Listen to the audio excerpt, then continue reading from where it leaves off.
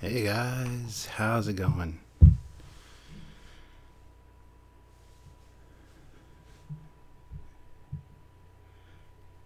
I just got off a live chat with Anti-Trekker, and I've got time to kill, as they say. Yes, this is the after Anti-Trekker show. So I thought, why not do some Q&As and hang out with you guys.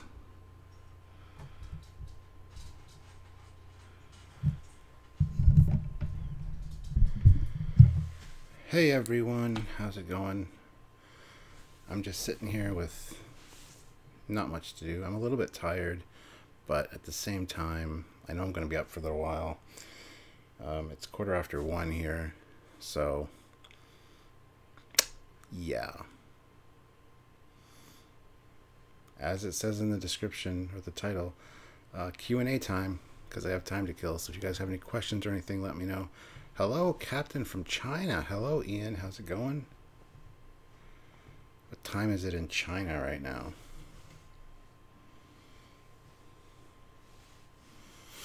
Here's a question. How do the Federation personnel pay for drinks, holodeck time, etc. on DS9 if the Federation does not believe in money anymore? That's one of those questions that is hard to answer because they do talk about credits and gold press platinum and things like that, so I'm not exactly sure how that works. That sounds like a video unto itself, talking about specifically that. I really couldn't tell you. I would assume that in that kind of environment, where you do have, you know, quarks and things like that, that they would have something similar. I don't know. Oh, it's 1:18 p.m. on Monday. Wow. Well, good afternoon then. Depends on what part of China. Yeah, China has one time zone apparently. I don't know. So yeah, I'm actually just sitting here watching the Space Channel. Star Trek 4 is on right now. I've got it muted, of course, because I don't want to get a copyright strike or any of that BS. Thomas says, what do you think of the Daedalus class? I love the Daedalus class. There's a book, a novel called Federation Year 1, which goes into... I want to reread that, actually, where these captains are vying for the few Daedalus class, the new ships, when the Daedalus class was brand new, and they're vying for the captaincy of those ships, and it's really a well done book. I would suggest checking it out. And it even says right in the beginning of the book, the first page, before the story starts, that this book completely ignores the events of Star Trek Enterprise, as it should, because in my opinion Star Trek Enterprise wasn't official canon. I do accept it as canon now, obviously, but at the time it really messed with my established canon. So how many times during Voyager does Janeway violate the Prime Directive? I have no idea. A few, probably. Ian says it does have one time zone near Shenzhen. That's like Shenzhou. The Shenzhou. Jamal Taylor, Starfleet Year 1, what Enterprise should have been. Yes, thank you, Jamal. He knows exactly what I'm talking about. That book is fantastic. I highly recommend that to anybody that wants to learn about the true history of the Federation.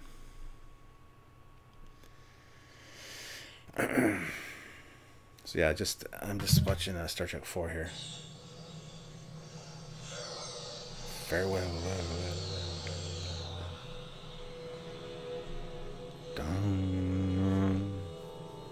Don't know how well you can hear that with the microphone being here, but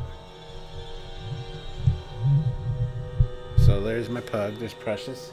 Hello, Precious. No, say hello to the peoples. No, don't lick my... Say hello to those people over there. You see them in the camera? No, you don't. I was excited when I got my Eagle Moss Daedalus. I haven't got an Eagle Moss Daedalus yet. I requested one, the USS Horizon, I believe it is, but they must be out of stock because they haven't sent me one. So, Josh, what? First captain on Anti-Trekker, now another. What? First captain on Anti-Trekker, now another Trekyards stream. Well, Anti-Trekker, at the end of the stream, we chatted for a few minutes, and he's like, "You should go on and." You know, he said you have a few hours to kill. You should do a live now. And I'm like, and do what? You know, sit there on the couch with my hand down my pants. He's like, if you want, or you could just randomly scroll through pictures of you, your face on women's bodies. Yeah, and I'm like, with no commentary. I just won't say anything. I just started rewatching Voyager. I enjoy Voyager for sure. Puppy. Yeah, I got 2 puppies. There's the pug and there's the little chihuahua over there. Do you think Starfleet ever took decommissioned ships and upgraded them in times of peril, aka the Constitution class, or something along those lines? Yes, absolutely they did. There's actually a few stories floating around, either in novel form or just side canon, beta canon, that a lot of ships got pulled out of mothballs specifically to fight in the Dominion War because they were short-staffed, short-shipped, whatever you want to say. Jay the Dog 84, hi all, hello. Anti-Trekker is an odd duck, to say the least. Anti-Trekker is awesome. I started watching Anti-Trekker a little while ago. I found him through Lore Reloaded. Lore Reloaded had mentioned it a few times, watched 1 or 2 of his videos, and I'm like, So I thought I'd reach out to him, and sure enough, we've got along ever since, and I like him. I think he's got some interesting points. He always thinks he's right, and he's not, but that's another story. The website awaymission.com sells Eagle Moss ships. Oh, cool. But I get my Eagle Moss ships sent to me from Eagle Moss free of charge, so I don't know why I'd buy them. Ever. Nano Reaper, the Miranda class was in service for what? 100 plus years? Yes, absolutely it was. It's because they made so many. They were so easy to make, so easy to build, that they had just tons of them in reserve, plus a lot of extra parts, a lot of ships in shipyards, half assembled, half, decommissioned and being taken apart, that they threw them back together, upgraded them a little bit, and threw them into battle. So, do you think Discovery will be canon with Star Trek in the future, or do you think this season they will fix the timeline? I would love for them to fix the timeline somehow. It's one of those things that's never going to happen, but it's something that should happen, and I would love to see happen. It won't happen, though. But, yeah, I think they're not going to bother fixing the timeline, or they're still going to go on saying it's Prime when it's clearly not. It's the Discoveryverse. It's its own thing, so whatever. Blue Destroyer Gaming, hey, you started streaming. I was listening to Anti-Trekker stream. Yeah, well, he kind of dared me to stream, so I'm like, all right, fine, whatever. I will do some streaming then. Figured, why not? I'm going to be up for a while. I pulled a muscle in my neck and my back earlier today, actually yesterday afternoon, and so if I turn my head too far, it just shoots pain like crazy. So I've been dealing with that all day, and I took some medication for it, so I'm a little bit dopey, a little bit tired, but can't really sleep too comfortably, so might as well do something productive. And if I can get some super chats out of the deal, all the better. I love chatting with you guys and hanging out, and whatever I can do to entertain you guys, as long as it's within reason. I'm sitting on the floor because it's a little bit better on my back now, because I was kind of leaning forward on the couch earlier talking to Anti-Trekker, and it just started to wear on my back a little bit. Jamal, they're bringing out Space Dock. Saw it in New York Comic Con, and it looks good. I expect it to be pricey, though. Yeah, the Eagle Moss Space Dock looks amazing. I will review it if I get one. Nano Reaper Miranda was the Swiss Army knife of Starfleet. Absolutely it was. Jay the Dog 84. I would love to see the Sovereign Enterprise again in the Picard series. You might. They'll probably be older ships because they're 20 years old now. But yeah, I'm sure you'd see a few. I would hope so. Unaltered would be nice. Not Kelvinized or Discovery or Discoized. Wow, Star Trek Online made you lose sleep. It's not that bad. No, I'm always up this late. Like I said, it's only 20 after 1 here. Well, almost 1:30 now. I'm usually up till 2:30, 3 o'clock, sometimes 4 o'clock. I got a very weird sleep pattern. I'm definitely a night owl, so. Hello, Tom Paris. Well, hello, Mr. Miles. And thank you, actually, that's funny because Sylvia and me joke about that all the time, how Tom and I have a lot of character traits in common, and apparently we kind of look alike, so that's interesting. Josh Street, if we could get creepy Foley Joker. Well, you know, Josh, if you ask very nicely, I may oblige you. Heating pad plus painkillers. My back is screwed up from a parachute accident a couple years ago. Or years ago, sorry. Yeah, I had a heating pad on it earlier. I don't know. I get too warm, though. Common Sense America. Have you seen Doomcock's review of the Star Trek short? Yes, I did. And it was pretty hilarious. I got a few chuckles out of it. I do enjoy a lot of his stuff. He's a very talented guy. A little bit too much lathering the hate on, though. There's just no good that he sees, and that's not how I see that kind of stuff. I like to look at it objectively and point out the good and the bad. And that's what me and Samuel like to do on the show as well. But I just, the hate for hate's sake, as Khan would say, hate for hate's sake. I spit at thee. I stab at thee. For hate's sake, I spit my last breath at thee. Mr. Miles, Trekyards, where did you hide Time's body? Do you mean Tom's body? I'll never tell. Andrew Steele, what part of Canada? I'm in Anchorage, Alaska, only 9:30 p.m. I am in southwestern Ontario. About an hour and a half from Toronto, a place called London, Ontario. That's where I am. Fat Produce, did you see that the Interplay games are on sale at GOG.com? I did not see that. That's interesting, though.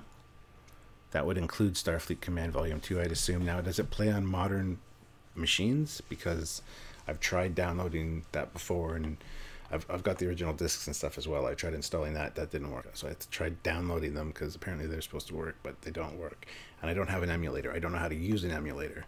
I would love somebody to walk me through the process and actually be able to play those and stream those for you guys would be amazing.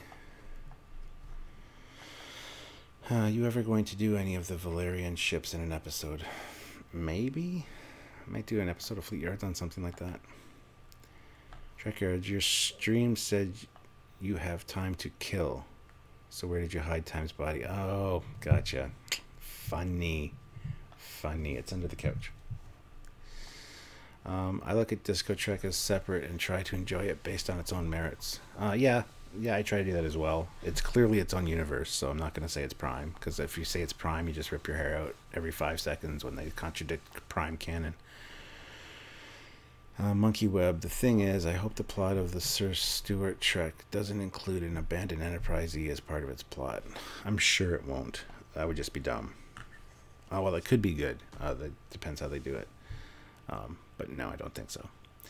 Fat Produce, they only have the first Starfleet Command game. Well, I'd still be happy with that. Does it work on modern PCs? That's what I need to know. If I could just download it and install it and have it run on my machine, I would be ecstatic. Um, isn't London where you can't do that on television started? Yeah, I believe it was, actually. Yep. Either London or Toronto. Austin Zappas, this is fun. Thanks, Cap. No problem. Thank you, Austin, for tuning in. Grim Panda, what do you think of the Andorian refresh for Disco? I think it's the first time I've really liked the new design for Species. Yeah, I don't have a real issue with it. They got the extra little spiky things here. It's a nice, subtle redesign. Oh, you did get on. How's the pug? The pug is good. The pug is right here. The pug is chewing on one of her ropes. Hello, yours is internet famous now, pug. Mr. Miles, STD in the Rouge holodeck program that's been left running. Any episode now, someone is going to say computer, end program, or it's a rogue internet, or a rogue holodeck program. Yes. Is that true? It is true, yes. Fat Produce, the first game released on GOG.com absolutely works on modern PCs, thankfully. Well, I'm going to have to go download that. Wow, I'm happy then. Yes, the Star Trek Starfleet Command Gold Edition works on newer PCs. Steam sells it too. Really? Steam has it. Damn, son. I have the original Starfleet Command game disc. It works on my Windows 10 computer. Really? I have it, and I have Starfleet Command Volume 2, which is my favorite one out of them all. And it doesn't work for piss. It plays like the beginning intro of the game, and then it just stops. So there's got to be something simple that I can fix, but I don't have the computer know how to do it. The pug might be more interested if it could see us, I think. Well, maybe, but she's kind of dumb, so. It uses DOSBox, so it should work. Go with GOG.com. It's DRM free. I don't know what DRM means. Amy Tumo, I wonder if Birth of the Federation works. Might have to dig it out at some point. Yeah, I've got all those old games still on disc. Andrew Steele, only in Toronto, once as a kid, been through Edmonton and Calgary, Saskatchewan, and Regina a lot, though. Cool. Austin, what will the Ultimate Enterprise look like? I don't like the J. The J's a piece of shit. Oh, sorry, I thought you meant the JJ Prize. No, the J I'm not a huge fan of myself, but it was designed by Doug Drexler. It's got a few interesting elements. And his story about how it designed, or how and why he designed it the way he did, is interesting. Sorry if I seem a little bit bland. Like I said, I took some medication for my back, so.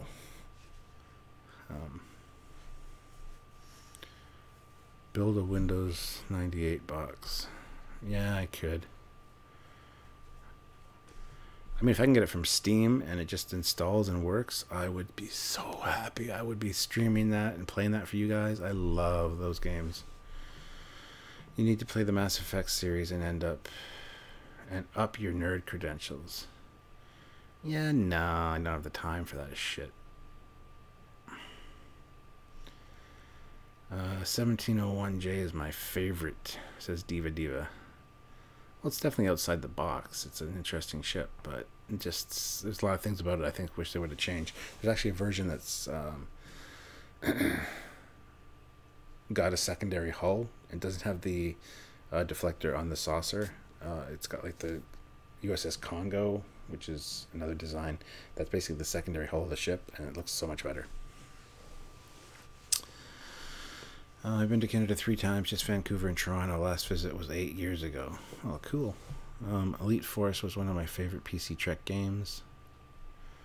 Elite Force was good. I've got Elite Force and Elite Force for the PS2, and I've got Elite Force 2 downstairs for the computer. Anyone know how far out the Enterprise line goes? Just to J as far as we know. Windows 7 would still be the XP if the disk didn't stop working. Would still be an XP. Huh. Mr. Miles, Trekyards, how do you not have the time for Mass Effect when the title of the stream is Because I Have Time to Kill? Because I've got a crap ton of other games that I have to play that I've been either given or bought. I've got a series of shows I need to watch. I just don't have the time, and I don't want to spend all my time playing games I'm not interested in. I'd rather play things I'm interested in, if that makes sense. Did they ever release the stats for the Enterprise J? Not officially, no. No. NCC 1701Z. Hello, Reggie. You can't see the Enterprise Z. Okay. Fat Produce, Dynaverse.net Market 5 Games has the latest Starfleet Command games that work on my modern gaming PC. I downloaded them from Dynaverse and I installed them, and there's no executable file in the folder that it installed, so I think I got ripped off. I don't know. I don't have the patience with the computer know-how to deal with that kind of stuff. So I just wish I could install it and start it and play it. But no, you got to monkey around with stuff, and I don't know what to do. The J is ridiculously disproportioned. Yes. The original trilogy of Mass Effects has an amazing sci-fi universe and story. Wonderful. I'm so happy for it. I'm just not interested. Thrilled to see the return of the D7 in Disco Season 2. Hopefully we will see the return of the original Bird of Prey. I heard disparaging news about that D7. Apparently there's going to be Romulans in Season 2, and that's a Romulan design ship, which makes no goddamn sense, because the Romulan-Klingon technology and treaty exchange was in like 2267, the second year of TOS. That's when the Romulans got the D7 design. I don't even know why I have this in, because I don't need it. That's when the Romulans got the D7 design. That's when the Klingons got cloaking device. So if they do that with Discovery Season 2, I'm going to be so pissed, because it's not a Romulan design, clearly. Has a rich lore.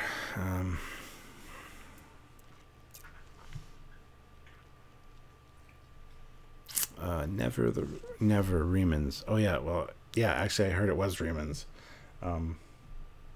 Yeah. Discoverse. Oh, that's funny. The time it would take to get to the Enterprise Z would make me think that ships wouldn't even be used, evolved up into wormhole aliens level. Yeah. See, I told everybody it might be a Romulan. I know, and I was like, it's not going to be Romulan. That's the stupidest thing they could do. But guess what? I should know better.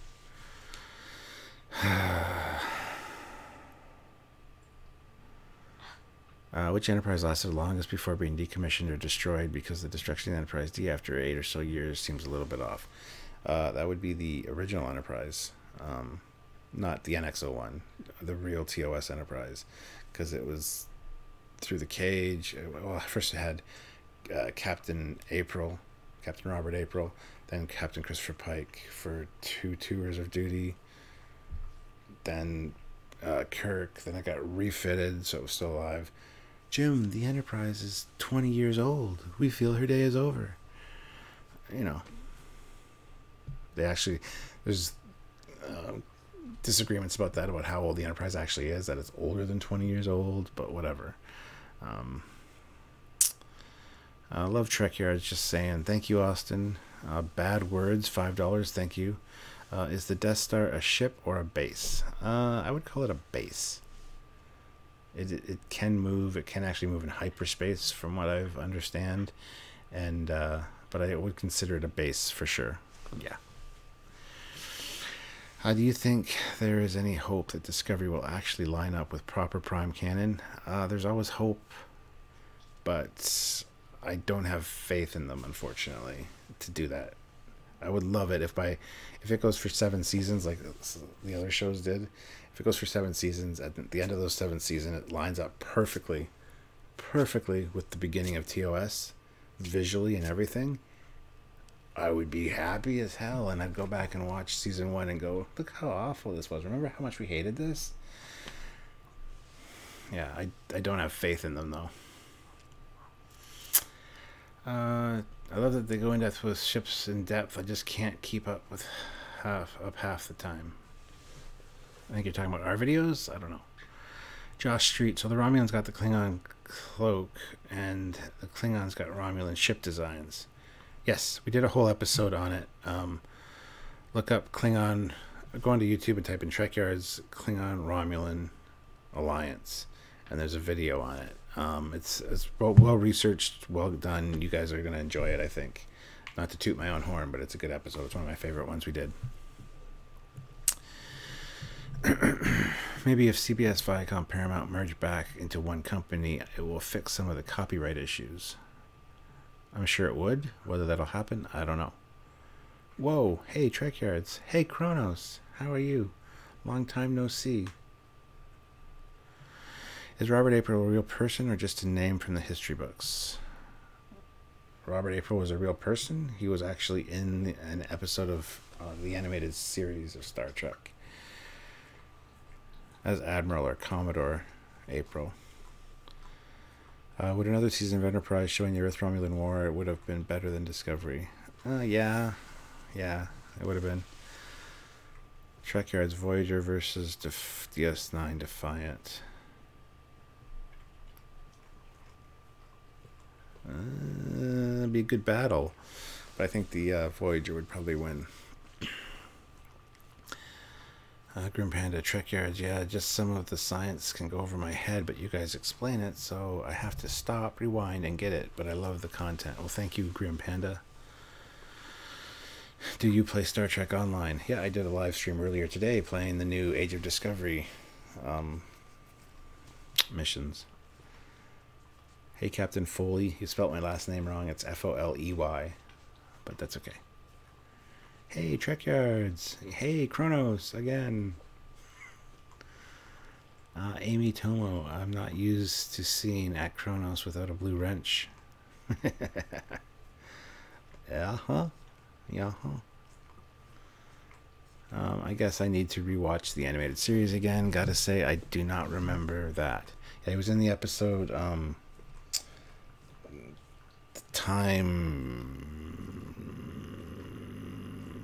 The Time Trap.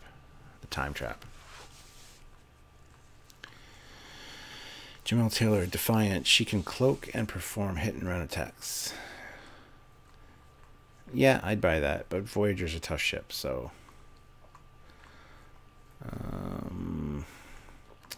I want to fit you. I want to feed you. I will kill you. Well, that's not very nice. Lesser logic, duly noted. Mr. Miles, Hero Kronos. I think it's supposed to be Hello Kronos.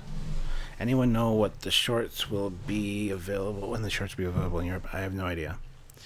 Hey, Captain Foley, please play some more of Star Trek Online Discovery. It was fun to watch. I will. I'll be doing some next week sometime. I'm just not sure which day or what time. In the Discovery trailer, the Empress has an alien face projection. I think what the Romulans will look like, almost as bad as the Klingons. Well, I hope not, because looks like they're fixing the Klingons. They don't want to fuck up the Romulans. Although I've heard it is Remans, and the Remans we saw in Nemesis were pretty bat-like and weird. So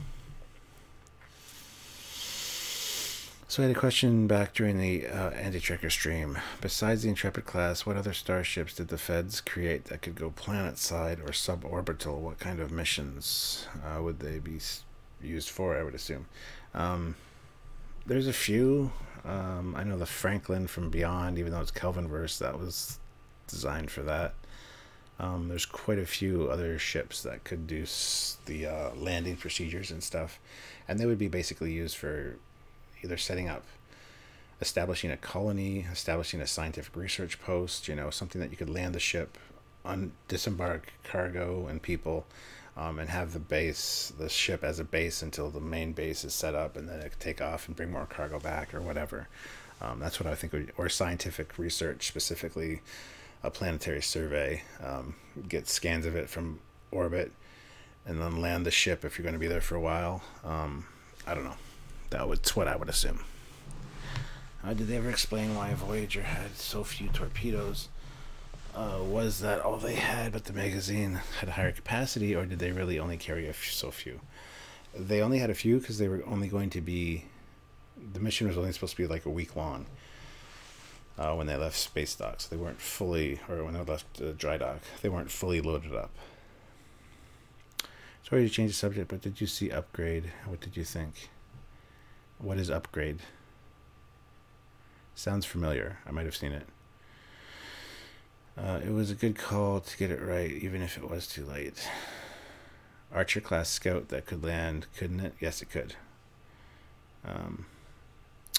In the disco trailer, the shadowy figure with the wings is undead demon Lorca coming back for revenge, calling it now. Okay, you're wrong, but okay. Blue Destroyer Gaming, Trekyards. Franklin wasn't designed to fly in atmosphere, it crashed.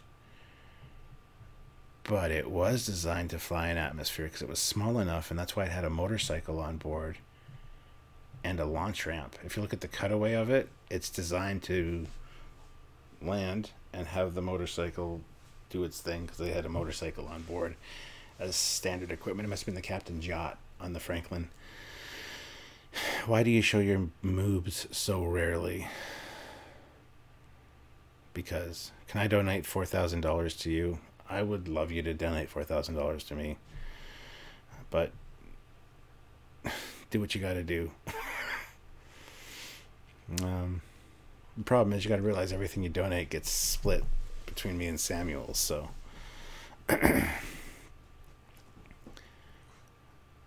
obviously that was a joke. Although I don't know what we're talking about right now. I'm missing a few things. Is there an agreed number of ships Starfleet has around in the movie era time frame? Some reason I have 12,000 in my head. I don't know if they'd have that many. Yeah, I don't. I mean, I could look at some of the older, like the history of the heavy cruiser kind of evolution blueprints that I have, and count the number of starships that are there, because a lot of them are listed. There's probably a few hundred. I don't think there's 12,000 though. I thought the Franklin had transporters on it. Yeah, they do have transporters. They could have beamed the bike to the surface, but it was designed to... It was small enough that to go in the atmosphere. Then the scene... Then the scene when they launched makes no sense. Well, it didn't have enough power to get liftoff and take off. So they needed to do the fall to get the speed they needed to do the thing. That's all. They just didn't have enough power. And don't forget, Google gets their cut. Yes, they do. I would donate anything I want to. That means a large amount of cash to you. You are my favorite YouTuber. I just have to find my credit card. Well, Diva, thank you very much. First time I've noticed you in the chats, I think. So, I mean, awesome. Cool. I'm glad I'm your favorite YouTuber. I kind of doubt that, but thank you. And there's my pug. Give the money to her. She could use it. Wasn't it Balance of Terror the first time the humans saw Romulans? Yes, it was. And here comes Discovery to fuck that up too.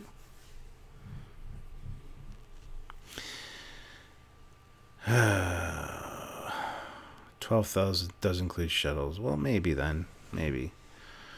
What is your favorite Star Trek movie?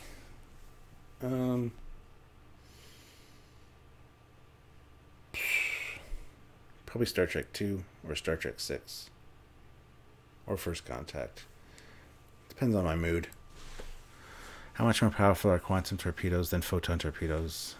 Quite substantial. They actually say it in one of the episodes. But I don't know off the top of my head. Like I said, guys, I'm tired. I'm on medication. So I'm not 100% sharp. So I apologize. Hey, Captain, any updates on your 1979 Camaro?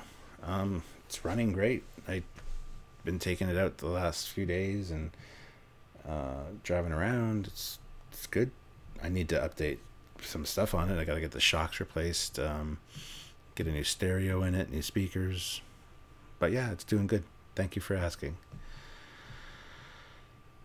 Trekyards, I always thought it was funny that the Kelvinverse and Feds lose a bunch of ships in each movie or have some massive disaster, but have an insane amount of cadets to replace people.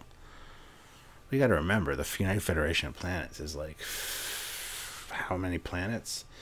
Almost 100 planets at the time of the movies. So you got all those species going to the Federation or going to Starfleet to become, that's a lot of resources there. Meds are all good, yes. Captain Foley, is your pug like Lore's Punchy the Wonder Cat? No, my pug is better than Lore's cat. Is the YouTube donation portal secure? I'm always paranoid about giving my credit card numbers. They have meaning to get a prepaid card. As far as I know, it's secure. I've never heard any issues with it. Wonder Dog, yes. Cadet equals Kelvin Redshirt. Sure. Yeah, but does each planet have a Starfleet Academy? No, they don't. But they take recruits from every planet, so... Do you think that STD is going to get canceled and replaced with the new Picard show? No, I don't think STD is going to get canceled. Oh, you actually made me say STD. I hate you. I don't think Discovery is going to be canceled. That's wishful thinking on a lot of people's parts. It's successful enough that I think it will endure for a while. So, to be honest, I haven't seen Lore yet. Lore Reloaded's good. Check him out. Original motion picture for me, the orchestral beginning, is a little long. But yeah, I can see why you'd like it. It's good. DGR Blue 4, $10. Thank you very much for the super chat. Here is your super chat request fulfilled. Well, thank you very much, sir. Much appreciated. It all helps out the channel, and we work hard. We give you a lot of free content on multiple times on a weekly basis. We have for 4 years now. So there's a lot of free content from us. So anything you guys can do to help, either join in our Patreon/Trekyards, or go to trekyards.com, click the donate button, send us money that way. Anything you do helps out. So does Kirk being cadet while Tilly was one mean that the canon is currently fucked up? A little bit, because it's like 10 years before TOS starts, where Kirk's a captain in TOS. So if he'd have to rise pretty quickly through the ranks, because he was lieutenant on the Farragut. I was wondering that when I was playing Age of Discovery earlier, if them mentioning Kirk was kind of screwing with things. I would have to do some research on Kirk's career. So, Grim Panda, but if each planet's recruits to be officers end up at Starfleets, that would mean that the dorms must be massive and the entire city is specifically designed to work around that and only that. Could be that that's the case in the future. San Francisco is referred to quite often. You see it quite often. I don't know. I honestly don't know how the Starfleet Academy thing works. So Kirk should be in the Farragut at the time Disco is happening. See, that's kind of what I thought. Yeah, I don't know. I am not a nugget, Blackheart. Hey, so question, did you ever see any of the canceled Star Trek Futures fan films that was to take place in the alternate universe with Probert's Enterprise C? No. Samuel, hello, Captain Foley. Hope you had a great day. I had an alright day. Are the stories in STO any good? Yeah, some of them are really good. Some of them are kind of blah. but they are fun. They are fun to play. They're a nice escape for like an hour or two if you have time to kill. Captain, where's the original Star Trek chair you showed on video? Who owns it? It is currently in a storage unit. It is owned by my friend Andrew Kitt, who is the organizer for London Comic Con. He was going to rent the chair last year, but it kind of fell through. So he went to rent it again this year, and they're like, would you just want to buy it from us? And he's like, sure. So for $500, he bought it. He's got 2 Roddenberry tricorders with it that work. Those are about $400 or $500 a piece on their own. A bunch of uniforms, a bunch of other stuff, and so now he owns the chair and can rent it out. But he's considering that because it is in a storage unit and it costs them money to store it, that he's considering storing it at my place and letting me take care of it until it's needed for next year or whatever. So I don't know if that's going to happen or whatever, but if you want to check out the chair, come to London Comic Con last weekend in October. It's pretty awesome. You can get your picture taken in the chair. Trekyards booth is right beside it. It's going to be awesome, and it is a cool chair. We just repainted it on Saturday, 2 days ago, and we painted it the correct color. It was the gray that it was a little dark, but I found out the actual color of the captain's chair is supposed to be gravity gray. So we got the painted it, and then we compared photos, and yes, it's now an accurate gray. That's nice. So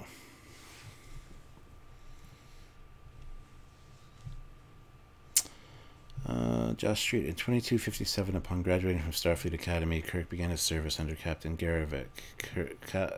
Kirk's first deep space assignment was a lieutenant aboard Garavik's USS Farragut.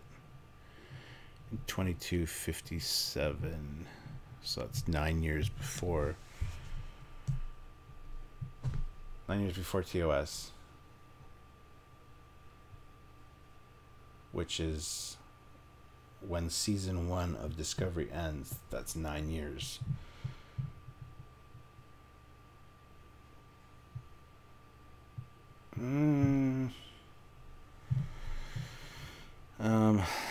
Kirk was at the Academy in 2252. Yeah, that's what I thought. That's right, because I have a captain's diploma downstairs for Captain Foley. And I said I want the year of Kirk's graduation to be my graduation year, and that was 2252 or something like that. Or 2253. Yeah. What do you have on your bookshelf, Mr. Trekyards? Back here, these are all DVDs. The top shelf is all Star Trek and 1 or 2 miscellaneous. Then I've got half of that shelf is Transformers, a bunch of G.I. Joes, a lot of G.I. Joes, and Battle of the Planets or Gachimon. Then I got a whole whack load of Sherlock Holmes stuff. And the bottom is all like animated DC movies and stuff like that. Are you starting to feel a bit annoyed and pressured by anti-trekkers badgering? No. Badgering about what? He doesn't badger me. I get a little annoyed sometimes when he immediately has an answer for everything, and it's, I don't know. I like him. I think he's a good guy. He's not annoying me. He's not badgering me.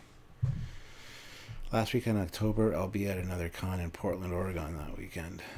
Well, there's also one in New York, Northeast Trek Con, which I'm Skyping into. So I'm going to be at London Comic Con Friday, Saturday, Sunday. Saturday at 1 p.m. is our panel at London Comic Con. Samuel's going to Skype in for that. Going to do our presentation. We've done that for 3 years in a row now. And then on the Sunday at 10 a.m., I'm Skyping into the one in New York, and Samuel is as well, so that we can talk to them via Skype and have a panel with them. So,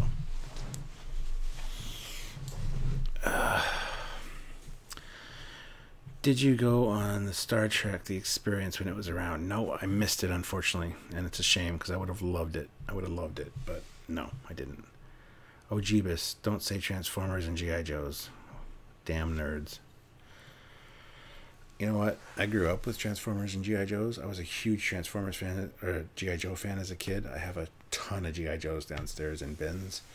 I was a bigger G.I. Joe fan as a kid. Now, as an adult, I'm a bigger Transformers fan, and I've got a huge Transformers collection downstairs. You guys have probably seen it in some videos. I love G.I. Joe and Transformers. What can I say?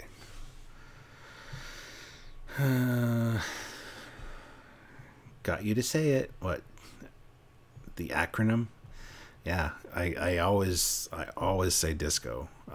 I hate that acronym. So if that's what you're talking about, yes, somebody got me to say it. Bastards.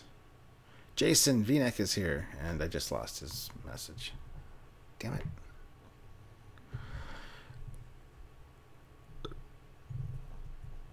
Reality Strikes. What's up, man? Glad you started a live stream. Well, it's nothing exciting or momentous or anything. I don't have super chat rewards like Anti-Trekker, although I do want to start doing that on some of my streams when I'm downstairs. You know, play different animations and stuff that Samuel has made, or animations of the Foley class that Barry Chapman has made as super chat rewards. I think that might be a good idea. Give you guys something out of your super chat money instead of just me droning on like an idiot. And the reason I'm up here tonight is because it's my laptop, and Sylvia and I sleep in the basement. That's where our bedroom is, and that's where the computer is in the next room. So that's where my good computer is, where I do all my filming. But I don't want to keep her up because she's got to get up super early tomorrow. So I'm up here. Jason V-neck, there he is. All good. We would have had fun if we went to the experience. Yes, indeed we would have, sir. Jason, I don't know how much you know about computers, but I might need your help with something. People are saying that I can play the Star Trek Starfleet Command Volume 1, which I've downloaded. I've got the discs as well, but I can't play them on my computer, but people say there's a way to do it. I don't know. If you could help me out with that sometime, that'd be awesome. Captain Foley, you can always do a con and Joker for money.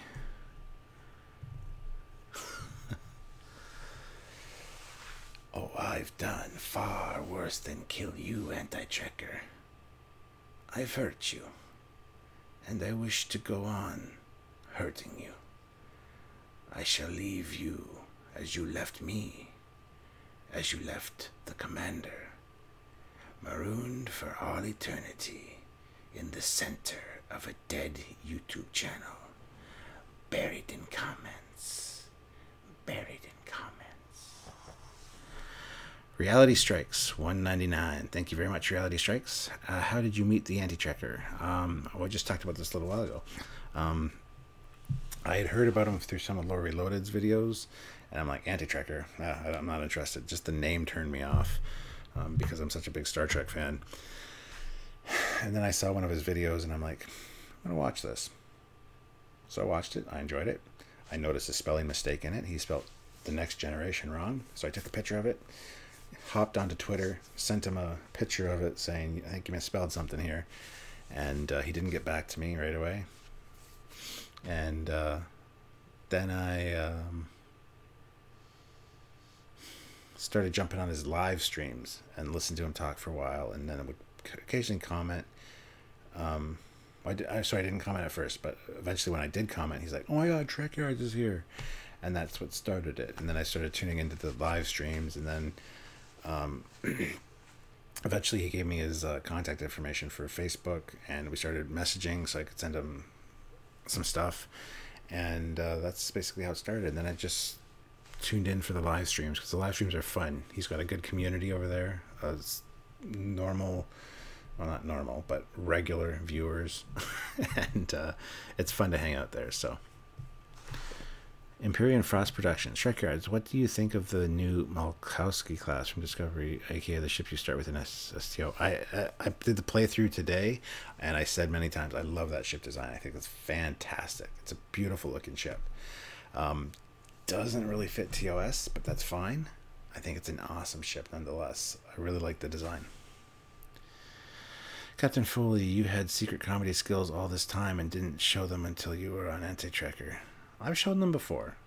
There's a few nuggets of awesomeness in Trekyards episodes sprinkled here and there, plus the live videos I do that are just me or my captain's logs. You see my humor. You really do. I get kind of tired of being told that I'm boring or I got dad jokes, whatever. It's the way I am. If you don't like it, don't watch me. I really don't give a shit. Am I a little more dry on Trekyards? I don't think so. I try to be myself regardless. But on the lives, yeah, I do swear a little bit, and I, make crass, rude humor a little bit more. But Be the Batman, 1966, cute pug. Well, thank you. That's her. That's precious. Precious the pug. We do love your creepy Joker, Captain Foley. Well, I'm glad. I'm glad you guys enjoy it. My Joker con.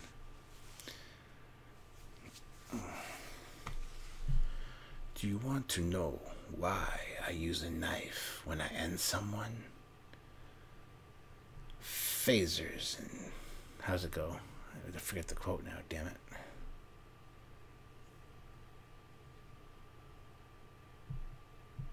Something in phasers are too quick. Yeah, I forget the line. Drink a little bit. No, not tonight. I'm on medication for my back, and that would be bad, and it's really painful. The STO short story on their site, they explain square nacelles on disco ships. Oh, really? I need to check that out. Kronos, by the way, the channel is rocking very well. Well, thank you. Are you talking about me or Anti-Trekker? Trekyards, people think you're dry. Yes. Jason, Captain, you say that's bullshit in the Captain Foley voice. Can you say that's bullshit? In the Captain Foley voice? Like my regular voice? That's bullshit. Or my Joker, my weird Joker creepy con. That's bullshit. Mixing drugs and alcohol is always a good time. Yes, except for the one time when I almost died. That's another story. Josh Street, I came to Trekyards for the ship porn, but stayed for the bad jokes you do in the shows. Thank you. And I deliberately script in bad puns and jokes in the intros of all of our scripts. And I make Samuel read them. That's the fun part.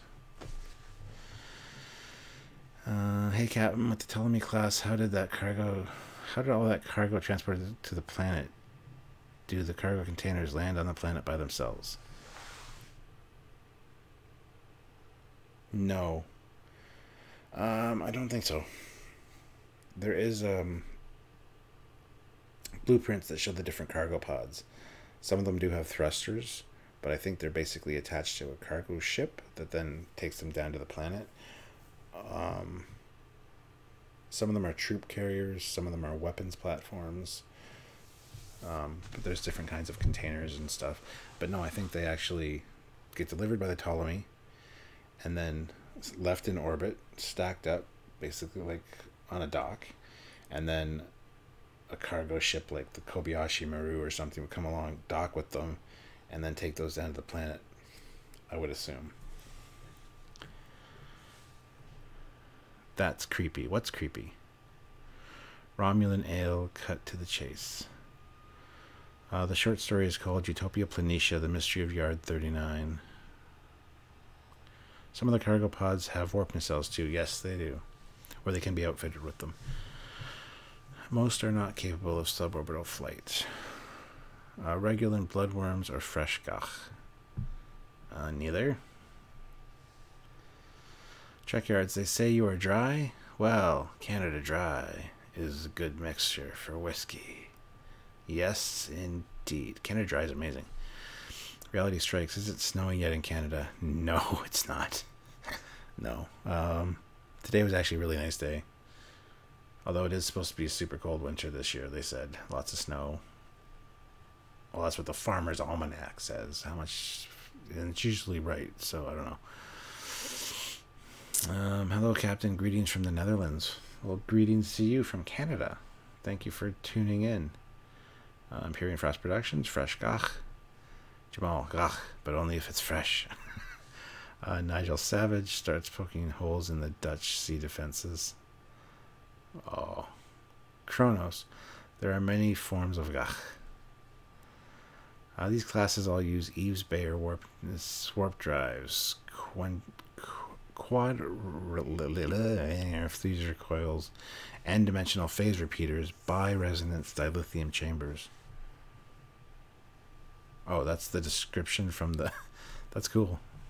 I feel a Trekyards episode coming on. Do you think it's possible there will ever be a return to the Prime Trek aesthetic we were used to, or do you think that the disco aesthetic is the new form for Trek? I hope it's not, and I don't think it will be, because the fans have made their voices heard. They just need to respect the fact that we don't like what they've given us and actually fix it. This is where I have to say that Prelude to Axanar did it right. They made the ships look like we wanted them to look, and they looked modern, despite the fact that they look like the 60s. It was amazingly done. That's what I'm hoping for, something like that. Imperial Frost Production, Trekyards, do you think we will finally see a Targ pit on the new Klingon D7? Maybe. Reality Strikes, Defak. Good morning, Stuart from the UK. Just woke up and saw that you were on, so I'm here. Well, thank you, Damien. Good morning to you, sir. Do you have an N-gauge model railroad for your engines? Yes, I do. I've got a little, it's like a coffee table size thing that my dad built me when he first bought me my first N scale. And it's got a little cool track layout on it. It's downstairs in the basement. There's a lot of stuff downstairs in the basement that's stored underneath the stairs that I got to get out, but that's one of them. Yes, I do love N-scale. Hey Captain, if you're looking for another ship name for starting Age of Discovery game, how about the USS Steppenwolf? The Steppenwolf band was part Canadian. Meh. Just dug up my Starfleet Command volumes 1, 2, and 3 discs. I realized I don't have a DVD on the new PC. Hey Cap, looking forward to Star Trek Transformers from IDW?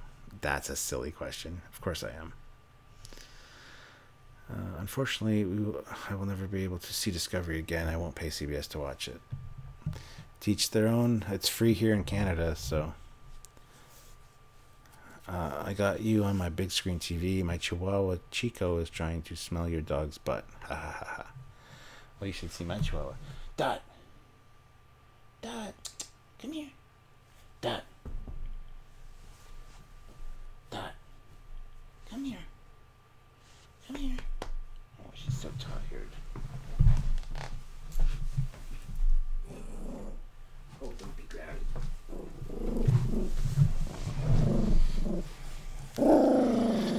You don't like those people.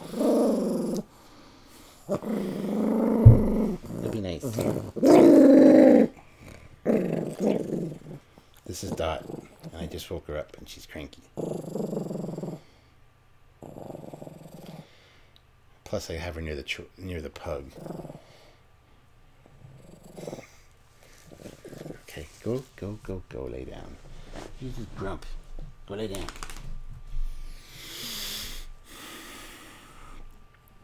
Lots of people from the UK here. Good morning, guys. Where is the cat? Hopefully dead.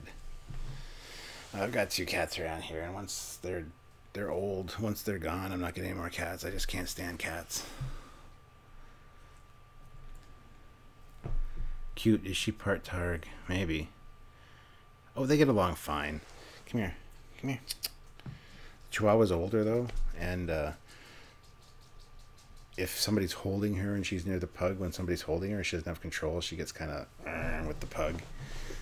But they're fine. Yeah, she's like a triple when they see a Klingon, yes. What about cats? I hate cats. I've grown to not like cats. I used to like cats. And we have 2, and I love them. There's Princess and Kalo. But they shit on the carpet by the front door sometimes. They throw up everywhere. They have hairballs everywhere. Their hair is everywhere. And they're the most useless animals ever. They don't do anything for you. They're just greedy, selfish animals. At least dogs shower love on you and they need you to survive.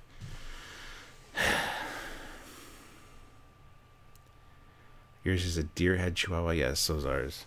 Dot's a deer head. I like the apple head chihuahuas though. I want to get a little apple head.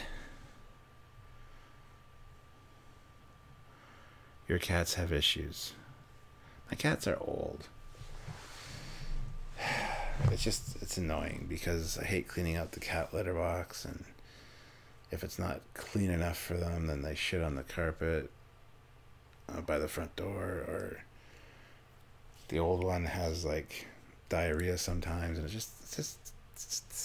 just ugh.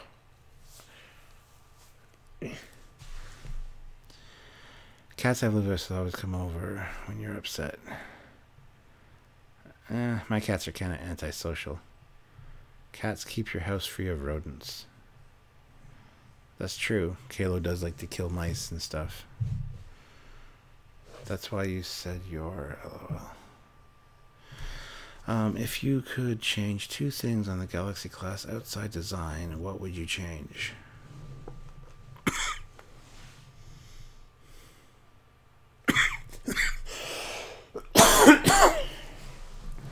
2 things on the Galaxy class design.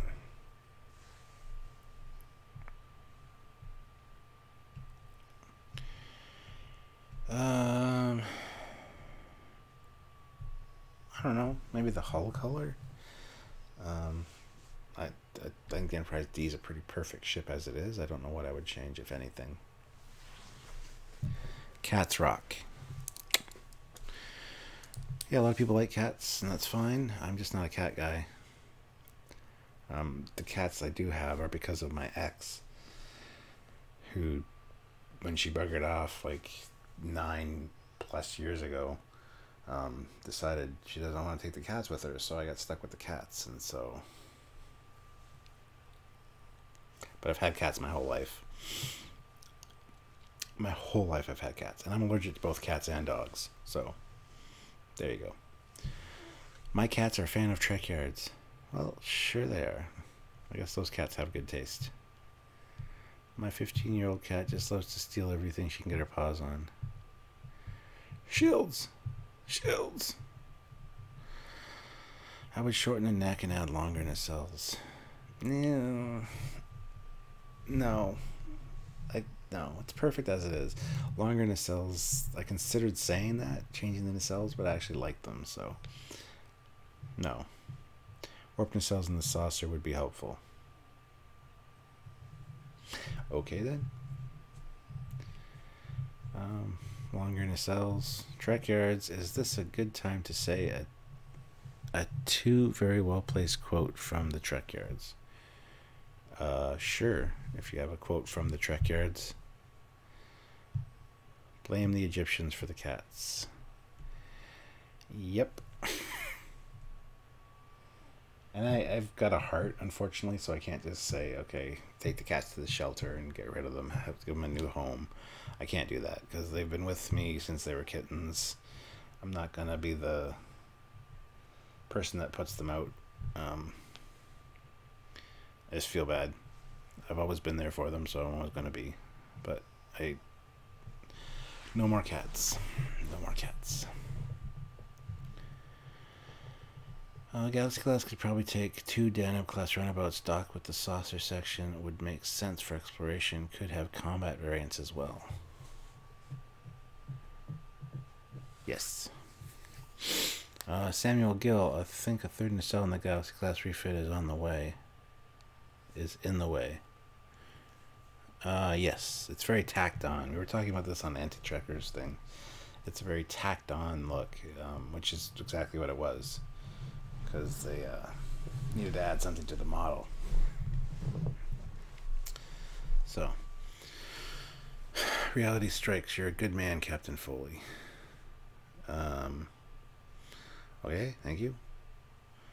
Jason, keep your cats as long as possible. Well, yeah, I'm going to keep them until they die.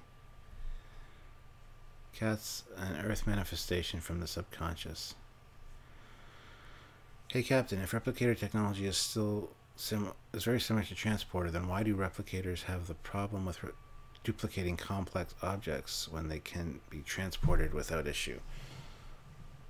Good question, and there is an answer. It's in our Trekyards episode on the transporters. We talk about the differences between the replicators and the transporters, and why the transporters are able to do that. There's two different kinds of transporters in TNG era. There's cargo transporters, and there's I forget what the other one's called. More complex transporters for living beings. They have different settings. Watch the episodes. Type in Trekyards, transporters. There's a part 1 and part 2. It's worth watching. Trekyards, can you call Mecca on? Mecca said she was going to bed. She was tired, because from something she was doing earlier, and she couldn't. That's why she couldn't do her Doctor Who review. So she's probably in bed. So I could message her, but she probably wouldn't see it. Quantum buffer. Yeah, the biological transporters and biological transporters and cargo transporters. There is a difference. I researched the episode. I wrote the scripts. It's on the tip of my tongue. But just go watch the episodes because they're really well done. And there's the added bonus of we beam in. Do we beam in or do we beam out? I think we beam in and out of that episode. It's really well done. Samuel did a good job on the effects. Pull some strings and get them to make a few more seasons of Enterprise. Yeah, I wish I could. More complex transporters are a class 6 and oversaw it on Deep Space Nine last night. There you go. But watch our episode. Go watch the Trekyards episode on transporters and put in the comments that I sent you from a live video. I'll get a kick out of that. I hate those commercials that have a bunch of abused cats and dogs, and I love my animals. I love my animals too, even the cats that I hate. I still love them. I still cuddle with them. I still feed them little scraps of food when they're sitting beside me on the couch. So I say that I hate them because I'm a grumpy bastard, but I don't really hate them because I don't have that kind of heart. They mentioned the difference in the TNG technical manual. Yes, they did. Trekyards almost has an answer for every Trek ship question. Just have to find it in the 1,000 episodes. Or the many reference materials that I have as well. A lot of them I can at least remember the main gist of the answer. Sometimes I know the specifics. Other times, like I said, I know roughly what the answer is, but I need to look up the specific details. But yes, I'm pretty good at it when I'm conscious and not on medication of answering questions like that. Oh. Do you have a problem with your videos getting DMCA'd? Nope. We've had 1 or 2 over the 4 years. It hasn't been very bad at all, so I can't complain. Your bug is humping your pillow.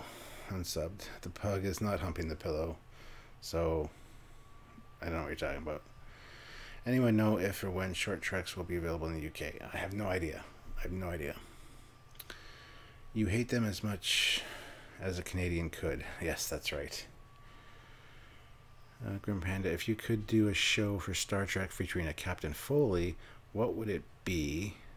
What would be the name of the ship? What would the name of the ship be? And what beyond the exploration would this be the story arc? I have no idea. Be Captain Foley, who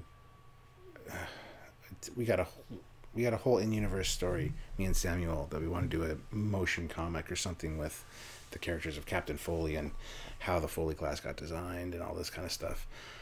But I don't want to give that all away here.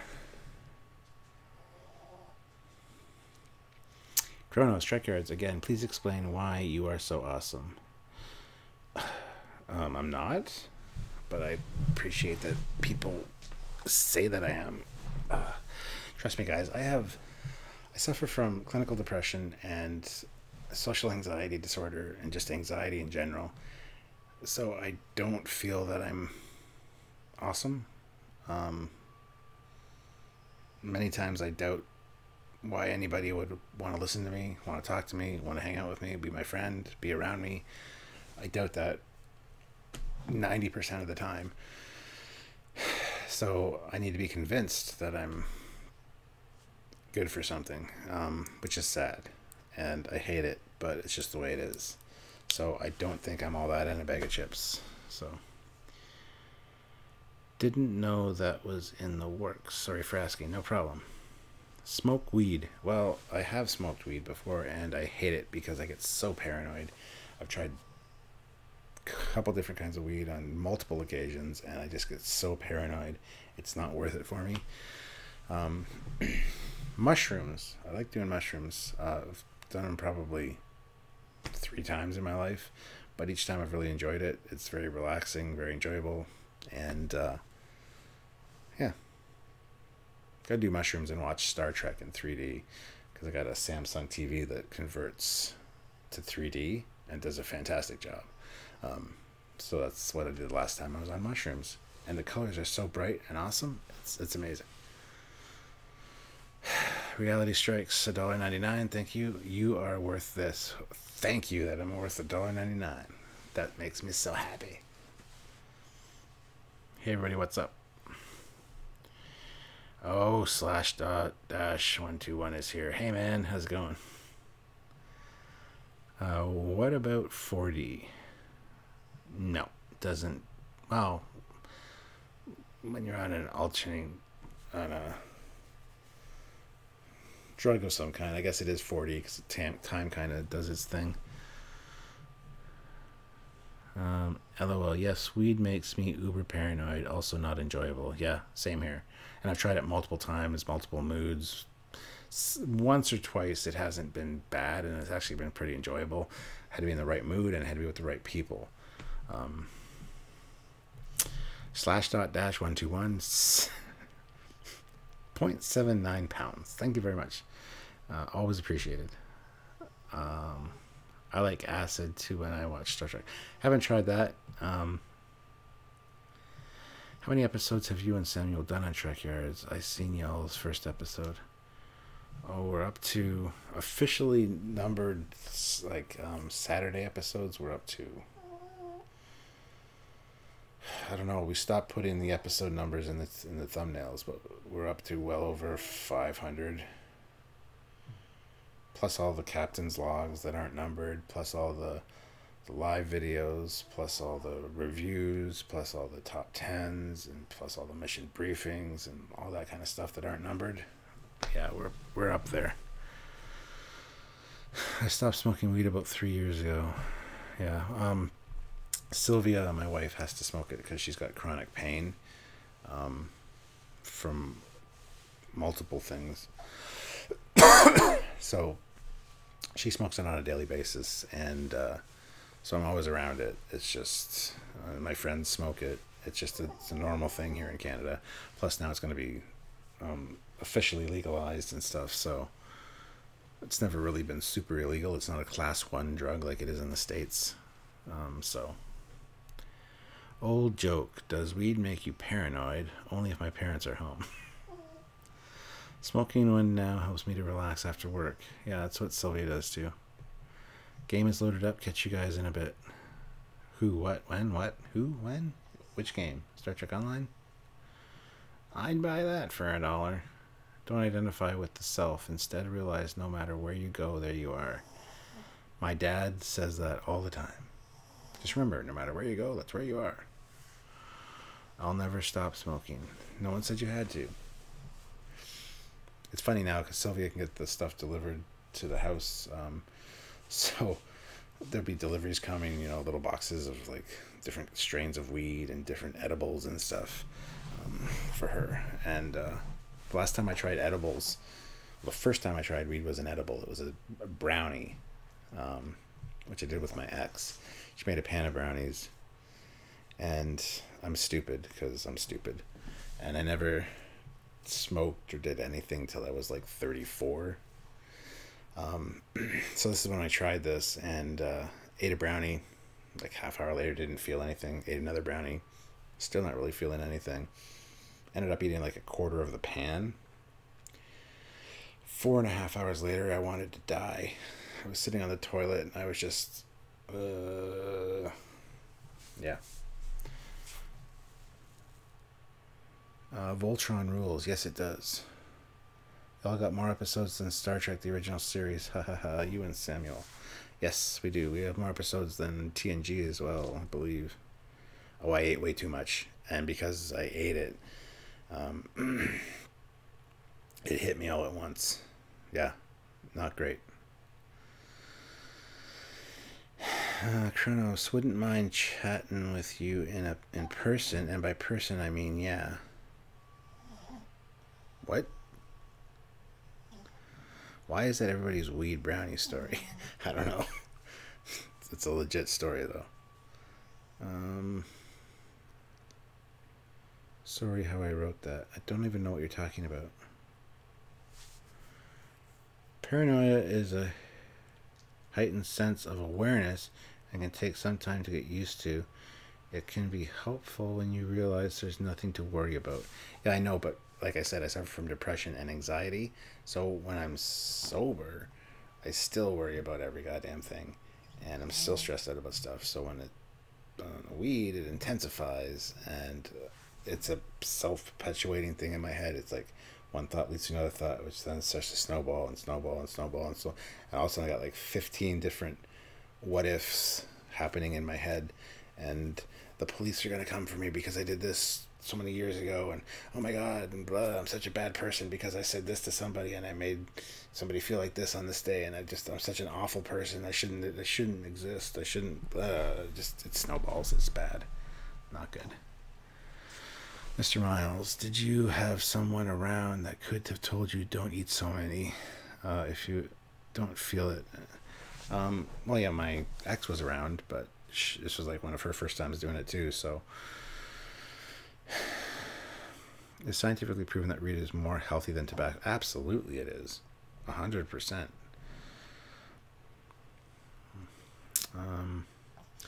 Weed makes me feel like garbage too. CBD, on all the other hand, works wonders. Yes. Smoked but not eat. I can't do either. I'm not a huge fan of smoking. I do occasionally have like the small little cigars, like the cigarillos, like the flavored ones. I do enjoy those occasionally, but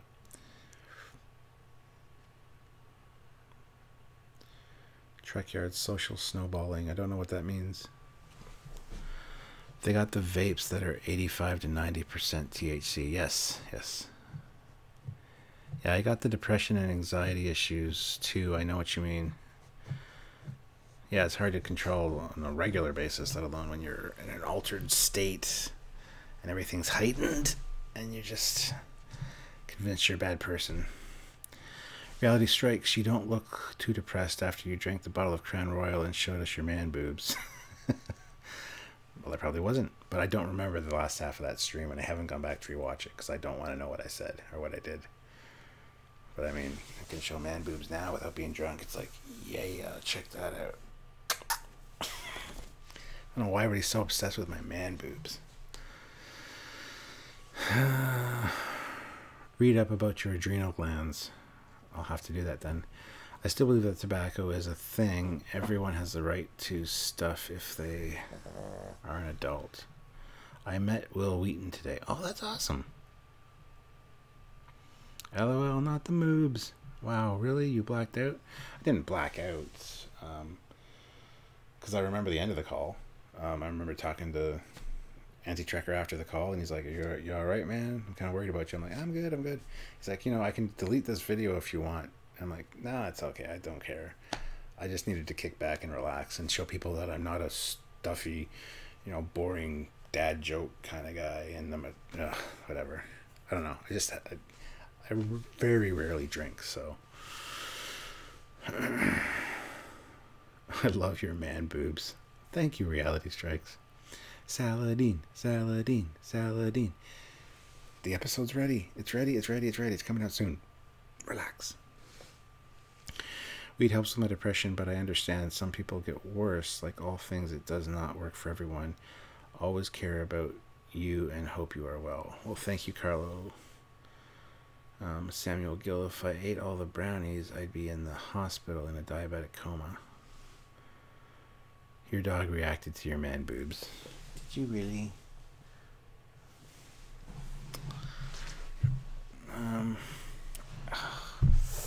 How do you cope with social gatherings and such? I try to avoid them, and usually I'm very quiet. I'm an observer.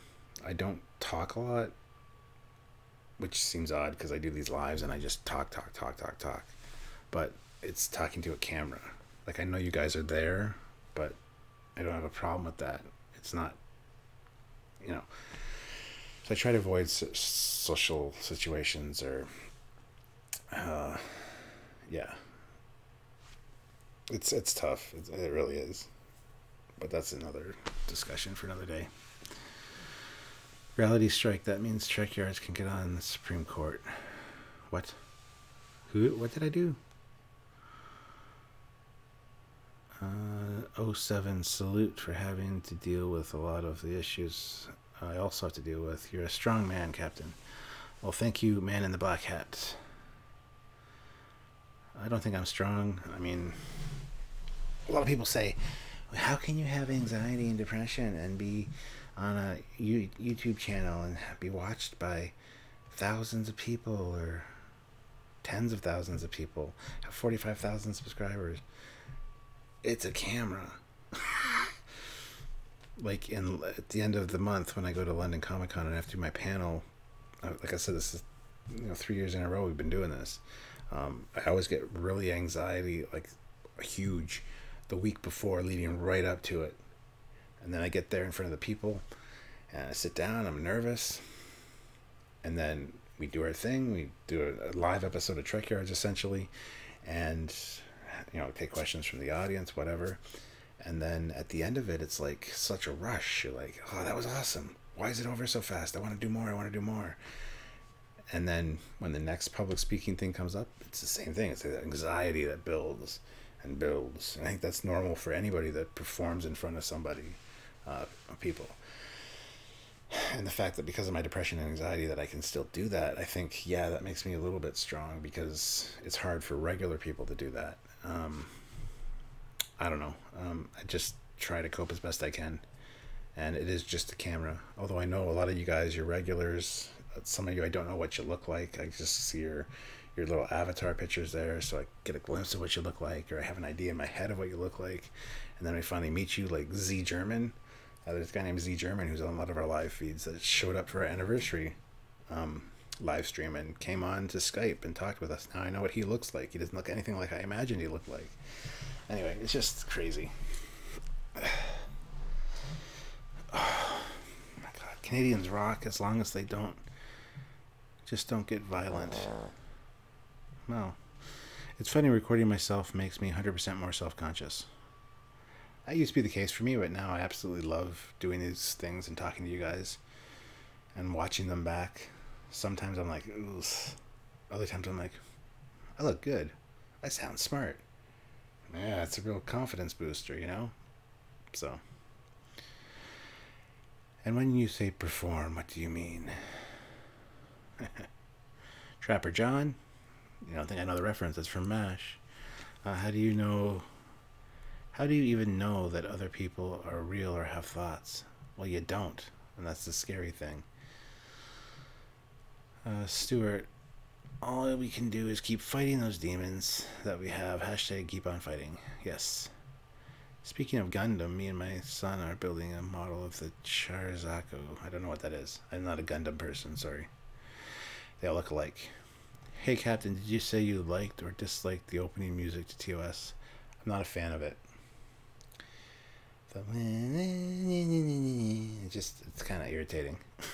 It's always bugged me ever since I was a kid. It's grown on me. I've learned to accept it, but ever notice when you hear somebody on the radio and you meet them, they look nothing like they pictured in your mind? Yeah, most of the radio personalities on the local radio stations, they all sound alike.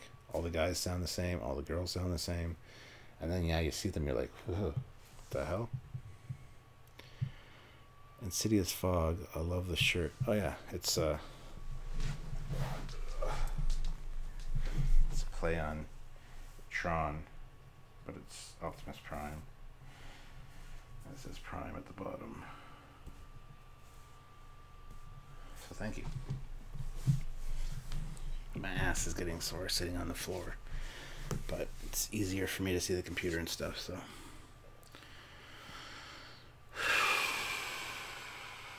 Mirror Enterprise had the best opening. Yeah, I would say so.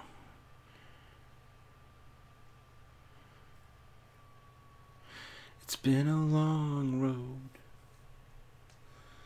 getting from there to here. It's been a long time.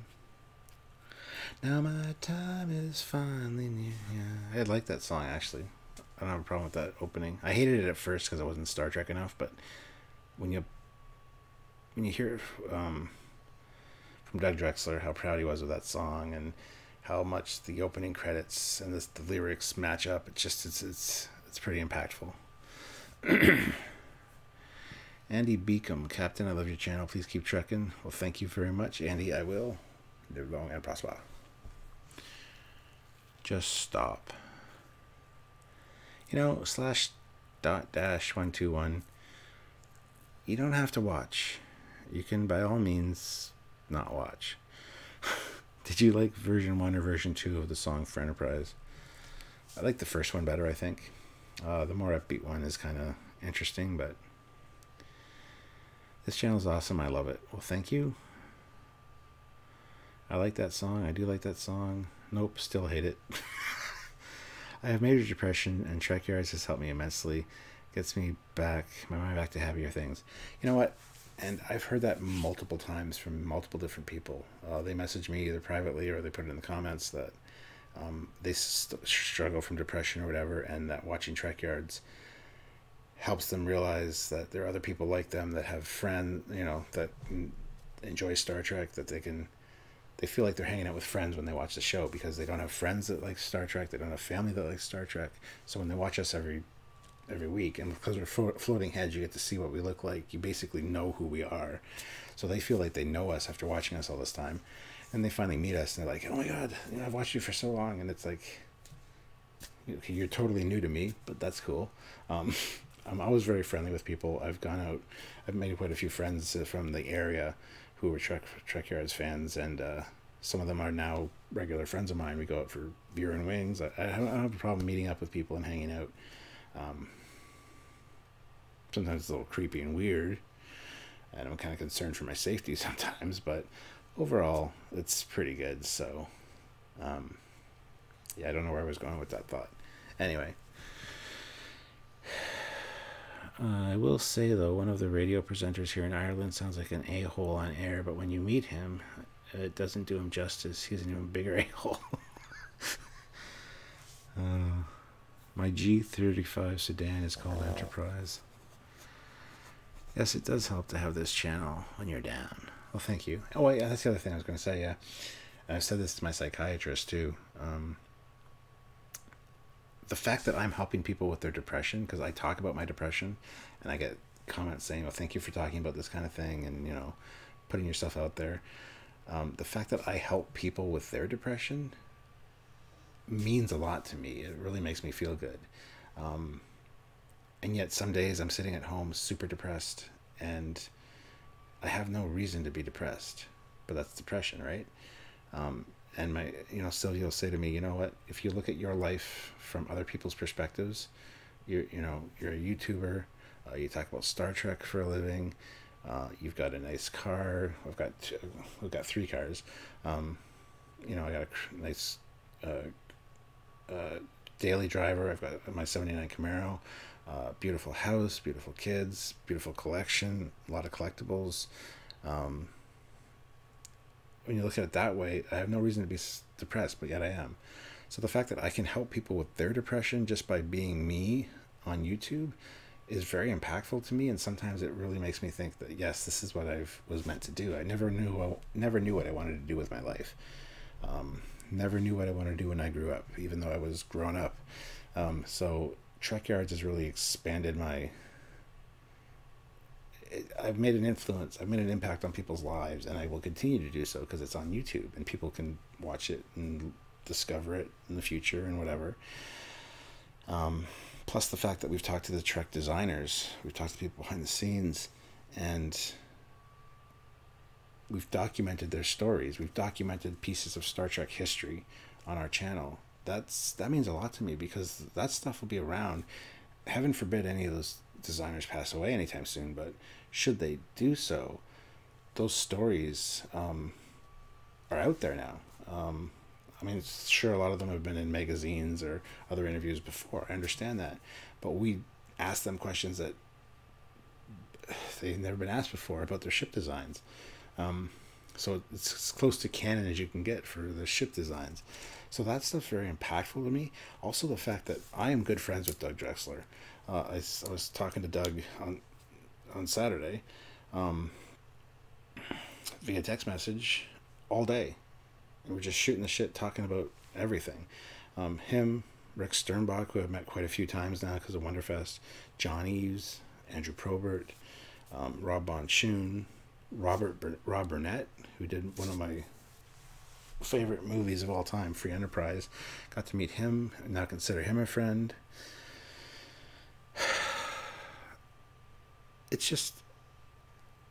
It's amazing how much Trekyards has changed my life and how much it's impacted other people's lives, all because Samuel and myself just wanted to do something that we would enjoy, that we ourselves would want to watch.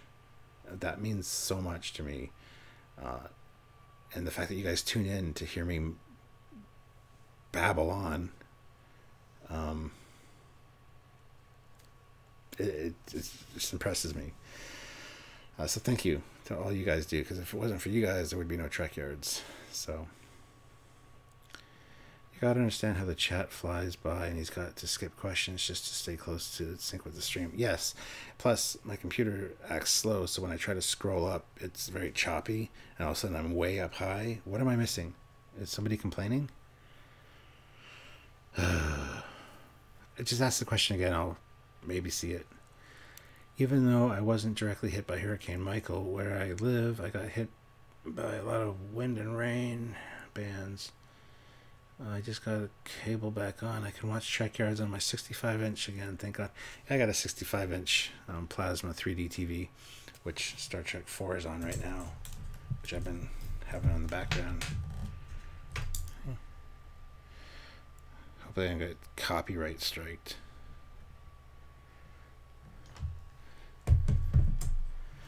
But yeah.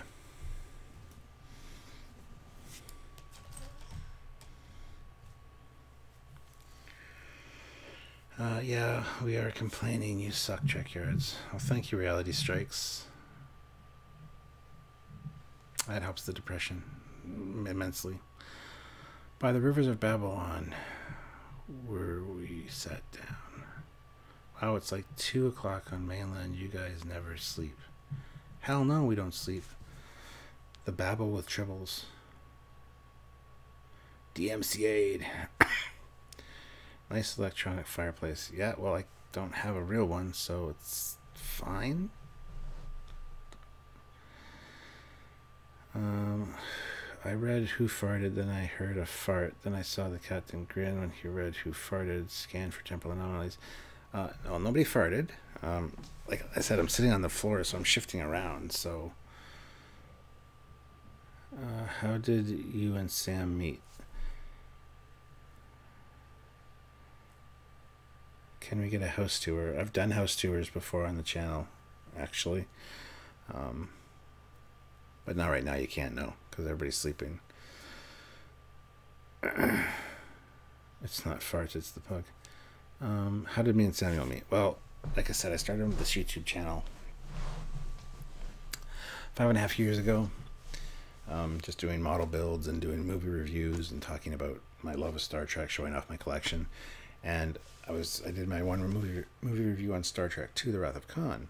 And I like to, make fun of the show or whatever and point out little known facts that people might not know. So Samuel was watching that while he was editing, and he learned a few things. And they started watching more Trekyards Trekyards didn't exist. He started watching more of my videos because I used to go for evening walks, and I would call them away mission vlogs, because I would just talk about whatever was on my mind. and my birthday was coming up. So for my birthday, he made me a animation as an intro for my channel. You know, the Constitution class cruiser and little Type F shuttle flying through the name Captain Foley as an intro for videos. And I'm like, that's fucking amazing. So he made one or two more, and we started talking a little bit, and discovered we both like starships, we both like Star Trek, and we came up with the idea for Trekyards. So that's how we met. Trekyards, you're on the floor and your dog is on the couch. I think you got this backwards. Well, I was sitting on the couch for the whole anti-Trekker one, but I'm leaning forward because of where my table is, and it was really bad on my back. This is much better on my back, but it's putting my legs to sleep, unfortunately. Don't believe him fully. Reality never kids around. Deadly serious, that guy. Yeah, I heard that. I'm just going to ignore everything he writes now. In that case, scan for spatial anomalies, Mr. Miles. Sweet. I'm sorry, reality. I didn't know. And here I thought maybe it was the commander up early or something. Nice to see you, Cap. Well, thank you, good old gamer. You need a donut pillow. Nope, I don't have hemorrhoids. Hi, Stu. Don't call me Stu or I'll break your legs. Okay, I was just binge watching Voyager. What is your favorite starship as seen in Voyager?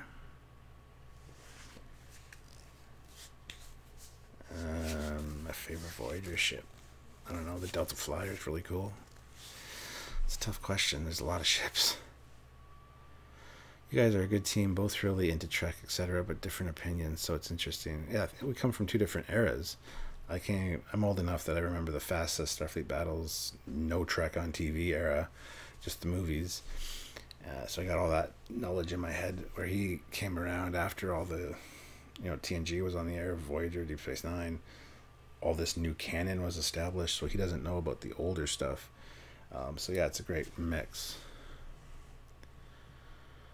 I was very depressed a few years ago. Both parents died from long battle with cancer, lost family, home due to financial problems, now still broke but married to an amazing woman. Life is amazing. Well, sorry to hear all that, and also happy to hear that. Life is amazing. How about Stewie? I'll only break your arms, but I'll snap your neck if you call me Stewie. It's Stuart or Captain Foley or Captain. I don't care, but don't call me Stu or Stewie, or it will not end well for you, my friends. And that you can count on. For you see, I am amazing. I didn't know where to go with that. I wanted to do my creepy Joker con thing and it just didn't work out.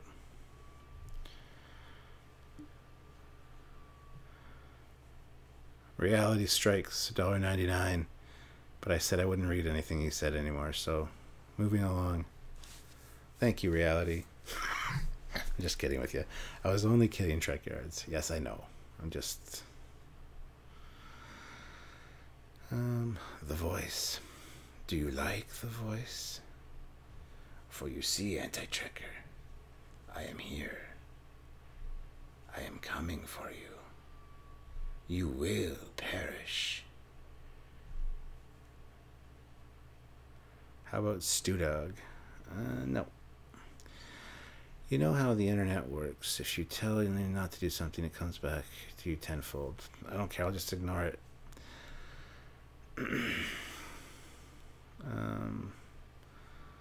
How about Skip or Skipper? That'll work. Sure. Although I feel bad about being called captain or whatever, or skipper, because I'm not actually a captain. And all this stolen valor crap that goes around. So I feel bad that I'm not actually a captain, but whatever. Everybody, hey Captain Foley, or hey Cap. It's kind of nice, it feels good, but at the same time it's like I feel bad that /.-121 £1.99. Awesome, thank you very much. And he says Stuart, cool. Mon Capitaine, that works. I'm just playing, man. I know you are. Don't feel bad about it, man. Wow, you are up late. Like I said, I'm always up this late. I'm usually go to bed around 3:30, sometimes 4 o'clock, occasionally 4:30, 5 o'clock. Not only do I suffer from depression and anxiety, but also insomnia. I'm pretty fucked up. Hey, Puck. You. It's Puck's a pain in the ass. Why didn't you get with Chief Engineer Foley? Because you are the go-to guy for Trek. Well, the whole Captain Foley thing is funny because my wife Sylvia started calling me Captain when we first met. She's like, "What do you want to do tonight, Captain?" She knew how much I like Star Trek, and it's like her pet name for me. And when I started my YouTube channel, I occasionally used the moniker Captain Foley, and then it just became a thing, and then it was established Captain Foley before Trekyards started. So that's how that came about. You can thank Sylvia for that. And I encourage you guys to go to Trekyards, and where you can select the viewing of the videos, select oldest first, and watch some of the old videos. They're very interesting to see the progression. It's a character, you're not claiming to be an actual military member. Well, exactly, yeah. Time is now a thing. Insomnia is shitty. Absolutely it is. It's not stolen honor if the rank in the institution is fictional. Well, the rank's not fictional, but yeah, I see what you're saying. I really want more Enterprise C stories. I feel like it was an untapped era ripe for the writing. Oh, yeah, the Lost Era. I really wish Discovery would have been set there, because the way they shoehorned it in between Enterprise and TOS, and so close to TOS, it's really shoehorning things in it, and you can see the glaring mistakes. Whereas the Lost Era, there's that big gap where you could put stuff in there, and the events aren't so shoehorned. You don't have to worry about that kind of thing. So yeah. If you could visit the captain's table, what captains would you want to meet there? All of them.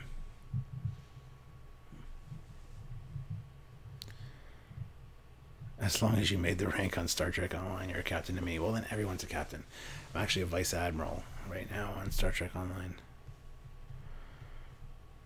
Canadians do not deserve a point. For your information, I'm actually did my military service in the Finnish Defense Force Navy, and I don't find it stolen valor at all. Well, thank you. I was accused of that twice, I think, in the past 4 years. Somebody commented, just one of the trolls on one of the videos. You're not a captain, you fatty, blah blah blah, stolen valor shit, whatever. That's the other thing. The comments used to really bug me and really affect my depression. Occasionally they still do. They might ruin my day or ruin my mood. But now it's more I just ignore them. But that's taken a lot to get to that point. So making the prequels is a legal thing, right? Because they come across like they want to make a future show but can't. Wait, I'm a higher rank than you? Deletes account. I don't know what that means. It's just in the game? Trapper John, plus budget because they could have kit bashed half the fleet in the Lost Era with movie era parts. Oh, exactly. But they wouldn't, because they'd redesign everything, because they got to put their stank on everything. They got to piss all over it and go, hey, this is my take on Star Trek. Dumbasses. Brian McFarlane, hey Captain, did Sylvia contribute anything to the USS Foley design? Nope. Just support and encouragement. Captain, okay, love your Trek Discovery collection. Don't know if you have seen to my site the history of TOS on home video or not, but I have Trek on Laserdisc and VHS, all of them. Yeah, I've got a few Laserdisc, and yes, I have seen your site. Captain Foley, did you ever serve in the Canadian Armed Forces? No, I did not. Sorry. I just watched the last few episodes of Star Trek Discovery, and it wasn't that bad. Just until the Klingons turn around and gave up because she's holding an iPad. Yeah, it's kind of dumb. I think it's mostly a licensing issue. They don't want to pay for the prime look. They also want to sell their own toys and they don't have to share the revenue. But it's CBS. I guess, yeah, they don't own the movie era at all. Actually, Paramount does. Oh.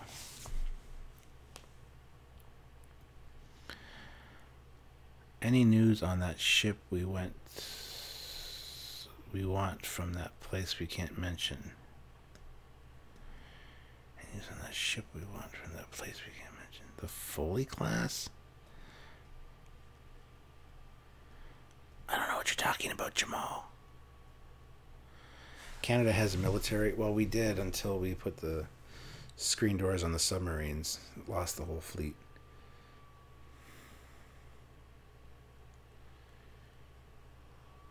I mean, we do have a military-ish. I think that the USA takes care of the military for Canada. Nope, you don't. We've got our own military, and actually our fighter pilots are better trained than your fighter pilots. However, we only have like 12. But that's why they're better trained.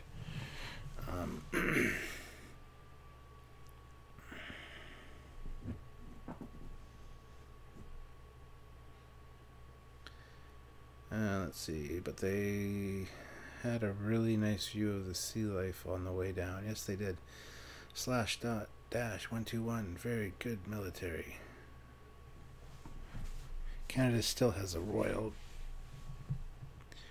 Canadian kilted yaxman. Yay. Whatever works, my friend. I'm probably gonna call it a wrap soon. It's 3 o'clock. Jesus, only had 12 apostles and it worked out. Canada's own military, but it's there. But their fighter pilots are not as good as ours. They lack experience, yes? No. They don't lack experience at all. They tangle with the Russians quite often. And trust me, our fighter pilots are the best in the world because we have such a small select group of them, but we still have the CF-18, which is an amazing jet. So they train in Cold Lake, Alberta, and it's more rigorous than Top Gun.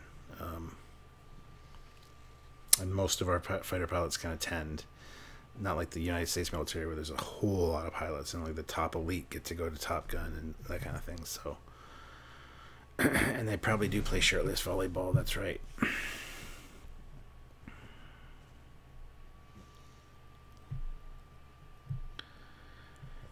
Hey, the Finnish Defense Force hasn't been involved with any war since 1945, but it doesn't mean we don't have one. Exactly. And the ones you don't hear about are the best ones because you haven't heard about them. Trapper John, but you couldn't cash in on name recognition. The Renegade. The CAF does a lot of joint ops with the U.S. military. Oh, absolutely they do, yeah. That'd be cool to watch. You know, the funny thing, I made more on this live than I did on my Age of Discovery playthrough. I made almost no money on that, which was kind of disappointing in a way, but I had so much fun playing it. My uncle was at Top Gun when they were filming it. He had nothing but awful things to say about Tom Cruise. Wow. They're filming Top Gun 2 right now. I'm looking forward to that. Top Gun is one of my favorite movies. I've seen it well in excess of 180 times. I've got it on 3D, in 3D now. They released a 3D version of it, which is amazing. I just love the F-14 Tomcat. It's a beautiful jet. How many of your pilots have splashed enemies? Probably none, because we don't have enemies, because we're Canada. Canada and America have helped each other out in every major issue in the past many decades. Great allies.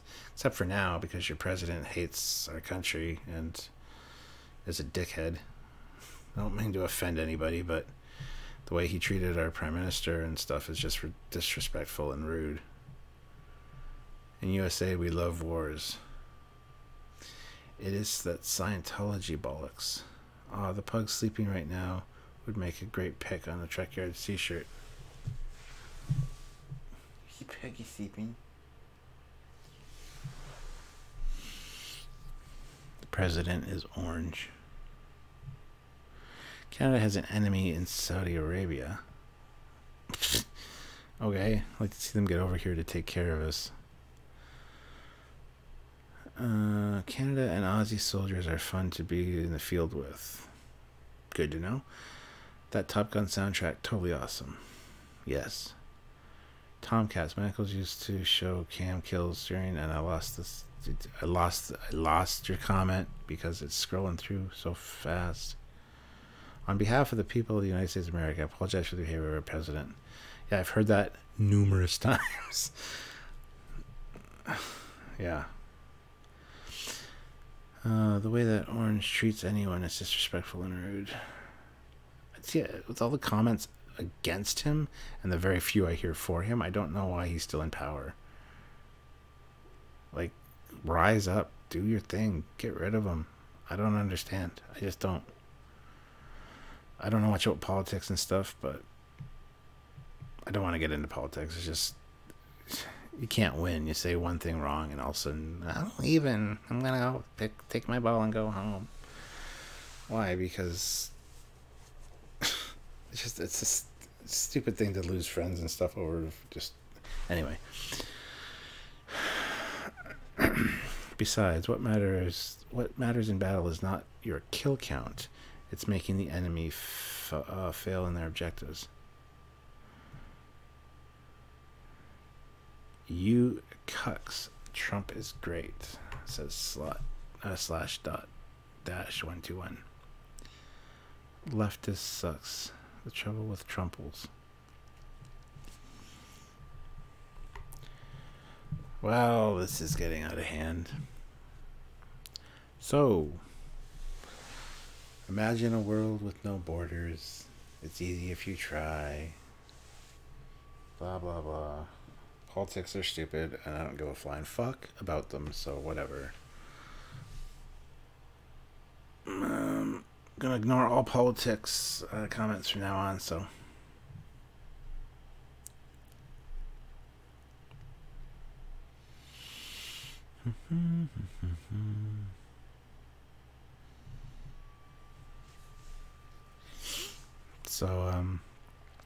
Yeah, my freaking cable box just reset because they're like, oh, well, look at that. It's 3 o'clock. Nobody will be up watching TV at 3 o'clock.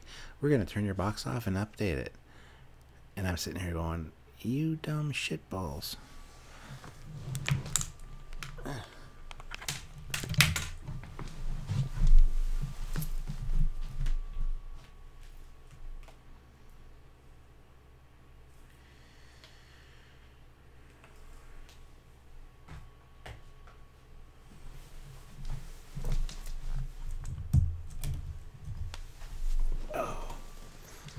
There, now you guys can't bitch and complain that I'm sitting on the floor and my dog's on the couch.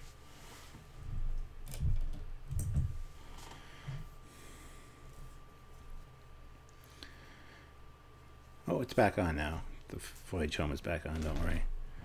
How old are you, sir? I am 44. 70 watching, 36 likes. Come on, people. Hit that like button. Smash that like button. Don't forget to subscribe. And don't forget to ding the dong. Hit that bell notification icon so you get notified every time we upload. If you can't help financially, all those things help in some small part. The pug is now sleeping again. Cable guy rubbing his nipples. Sure, 44 is young. Yeah, I suppose it is, but sometimes I feel old. There's the pug. Precious. Hello, Precious.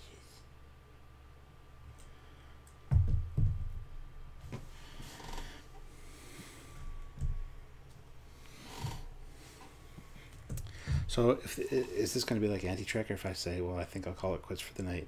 Are you guys going to start throwing super chats in so I stay here to read them? I don't have anything to show you guys. I don't have the super chat rewards like he does, but ding the song. No, ding the dong. The bell. I've lived here my whole life. What on earth? Me too. Aw. I give up with the autocorrect. I watched Star Trek when it was on NBC in 68 and 69. Damn. Yeah, we'll write. Oh, that is pretty nice bridge. Super chat nipples. You send super chat, I'll show you my nipples, I guess, sure. I've slapped a wrong dong. Voting works stuff. Good night, Captain Foley. I'm heading to my quarters to go to bed. Good night or good morning. Good night, Samuel Gill. I'll see you later. Thank you very much. Ricky Radio, when are you guys going to finally watch The Expanse? I don't have time. I got so much I need to watch. I gotta watch Game of Thrones. I gotta watch Man in the High Castle. I've gotta watch all the Stargates. I've gotta watch Firefly. There's so much stuff I have to watch that I haven't watched that I need to watch. So I'm gonna get to it when I get to it. Get with the program and watch The Expanse.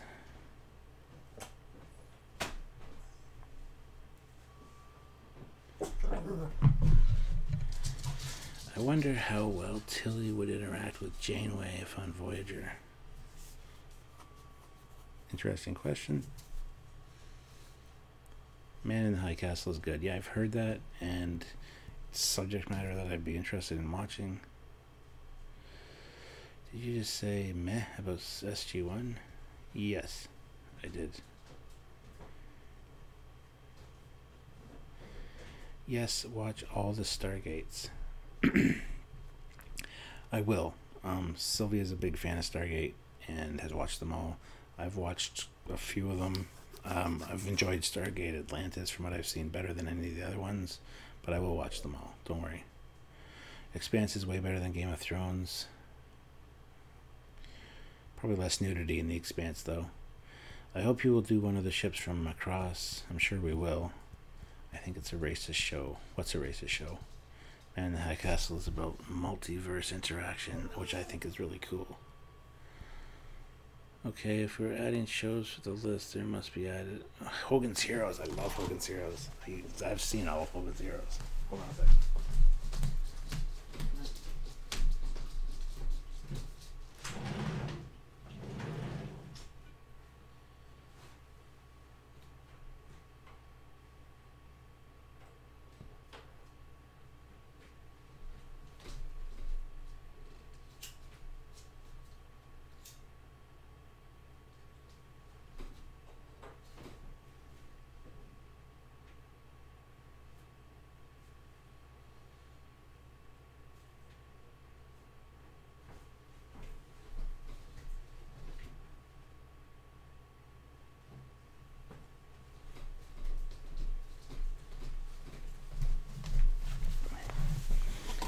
Sorry guys, had to let the dog out.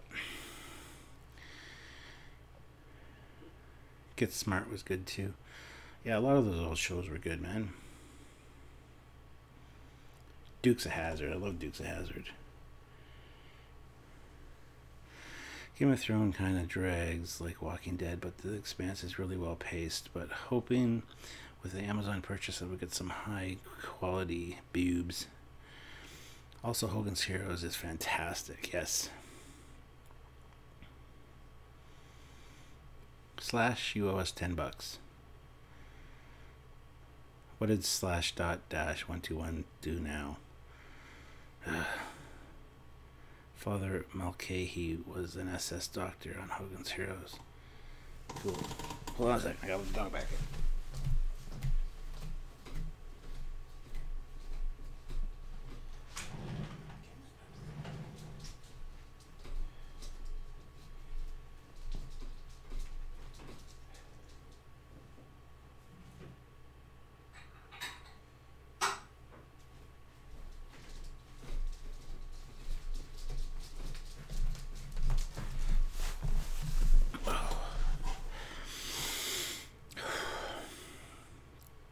damn it glad at the same time, though. Dukes of Hazzard, another show they couldn't make today because it's not PC. Yeah, PC bullshit is bullshit. Some of the most fantastic things would never be made today, like Blazing Saddles, for instance, and so many other things, which are just fantastic, would never be made today because SJWs, PC, blah, blah, blah, blah, blah. It's a Royal Crown thing. No, it's Crown Royal, not Royal Crown. Bet you would come back shirtless. Okay, Captain. Oh, shit.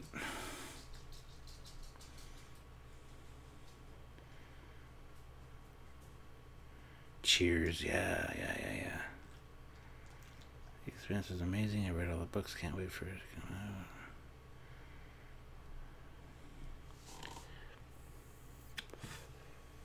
It's one of the little cigarillos. This is a wine flavor. Usually just smoke it outside, but it's raining right now, so. I slit the sheet I slit. I slit the sheet I slit, and on the slotted sheet I sit. As long as you don't shit, you're fine. Crown Royal with Royal Crown kicks ass. Chronos Trekyards, that was sweet to say Royal Crown.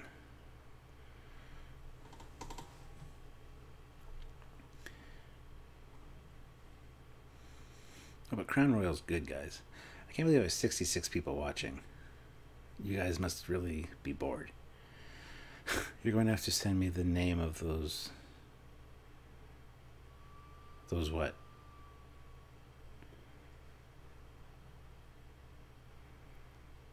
These? These are called M Colts. I love the wood topped, or the wood tipped ones, yeah. /.-121, £1.99, thank you. There's your 10 maple bucks.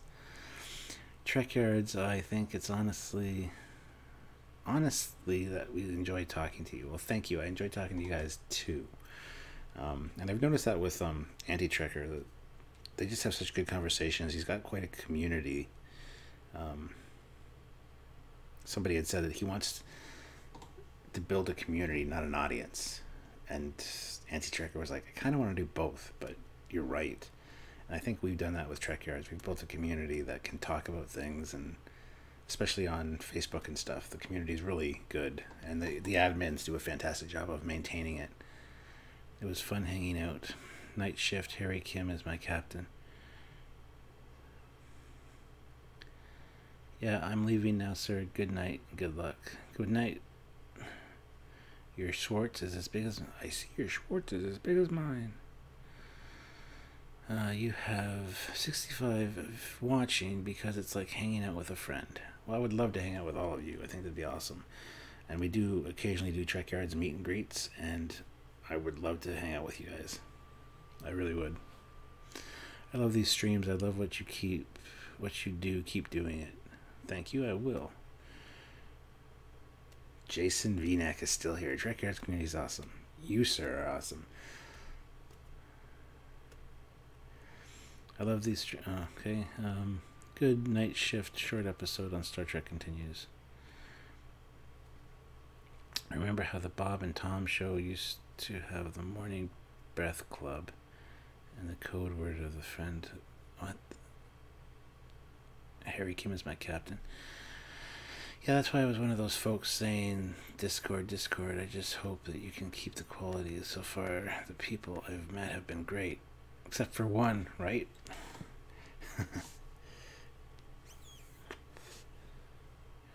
Trekyard, you rock as well as we do, so just deal with it. I'm amazed you guys put up with me so long, especially on Fleet Yards.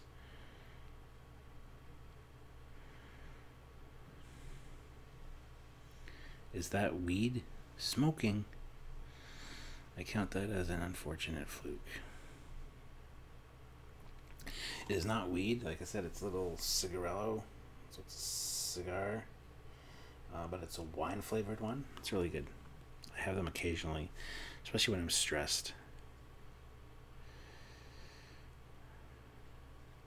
Funny side story, when I was younger, my dad rented a Voyager minivan from Enterprise Car Rental. I always thought that was funny. Trekyards, you vape? Yeah, we have a vape. You do it very often, but yeah.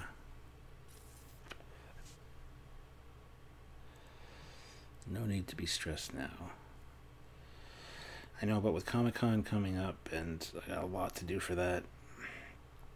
Plus, I'm nervous about the panel we have to do on Saturday, the live panel.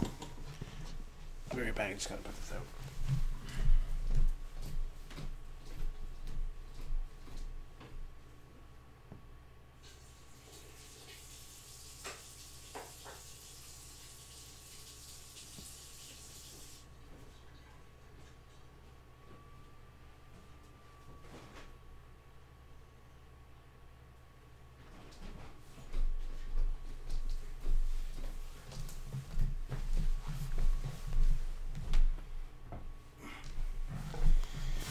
And I need a drink.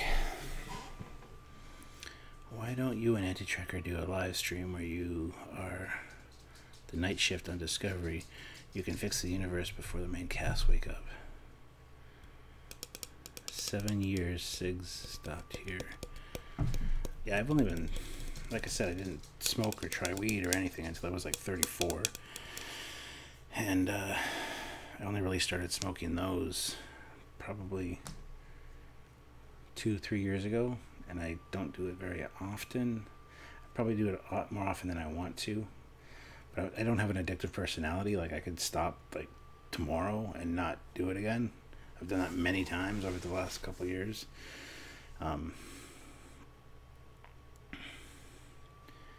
Hey Captain, what is your favorite of all time meal that Sylvia makes? What the fuck?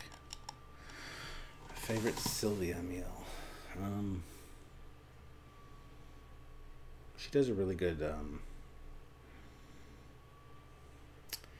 it's like a coleslaw. It's not a coleslaw, casserole. Tater tots and cheese and ground beef, and it's kind of like a shepherd's pie almost. She does a really amazing job at that. She's not much of a cook, to be honest, so... Will you do a video with Lore Reloaded? We have done a few videos with Lore Reloaded. He's been on Trekyards a few times. But yeah, I'd love to do a live with him. That'd be fun. You'll do great at the panel, Cap. You wouldn't be there if you weren't meant to. Thank you. Has anyone calculated how large the Borg cube would be in the Kelvin timeline? Oh my god. It'd be the size of the Death Star.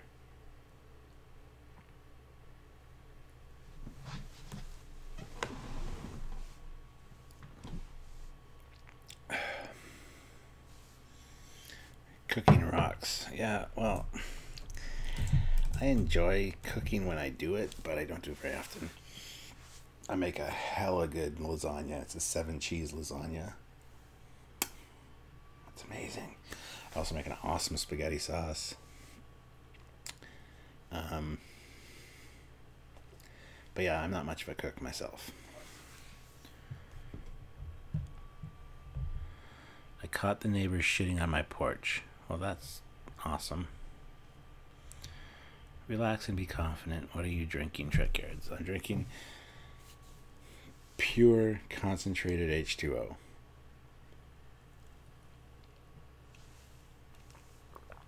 Because when you get old like me, you need to keep your body hydrated. I'm a teacher. I speak in front of people all the time. It's actually rather fun. See, I don't. I do it so infrequently that it's kind of, like I said, stressful when I do it. Water is hot. That's no moon, unless this is Minecraft. I'm suppressed that you don't have a cameo in the Star Trek series. You're so good at what you do. Well, thank you. I think there's other people way more deserving of that kind of honor. Somebody did start a campaign last year or the year before, get Samuel and Stewart as a cameo background appearance on Discovery, and most of it was positive. They had a poll going on and everything. Most of the responses and comments were positive, but there was one that said, "Why should you give these assholes that honor? There's so many more people, so much more deserving than these guys. These guys are just charlatans, and they're making money off of Star Trek and using their IP to make money, and they should be taken down, and they should blah blah blah blah blah." And that comment really hurt me. It really affected me. It still bothers me quite a bit. So whenever anybody says something like that, I'm always like, well, there are more people that are more deserving to have cameos on Star Trek than Samuel or myself.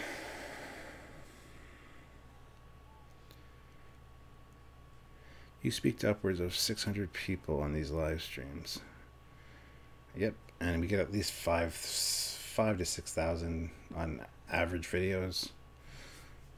You guys need to be creative consultants, if anything. I would agree with that. Public speaking is like anything else. The more you do it, the easier it becomes. Yeah, if you do it regular basis, but when you do it like once a year or twice a year, you kind of forget how bad it is, and then the anxiety builds. But I heard tonight actually on a show that most performers get nervous before they go on, and that's those butterflies in your stomach that make you conscious and aware that you don't want to screw up, so you give your best performance because of that.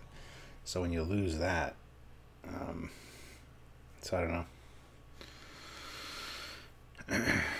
They really should have the Trekyards duo on an episode. I would love that. That'd be awesome. Yes, like me, I deserve a cameo. Yes, you do. /.-121. Absolutely you do. Think of the crowd at the conventions as a bunch of cameras.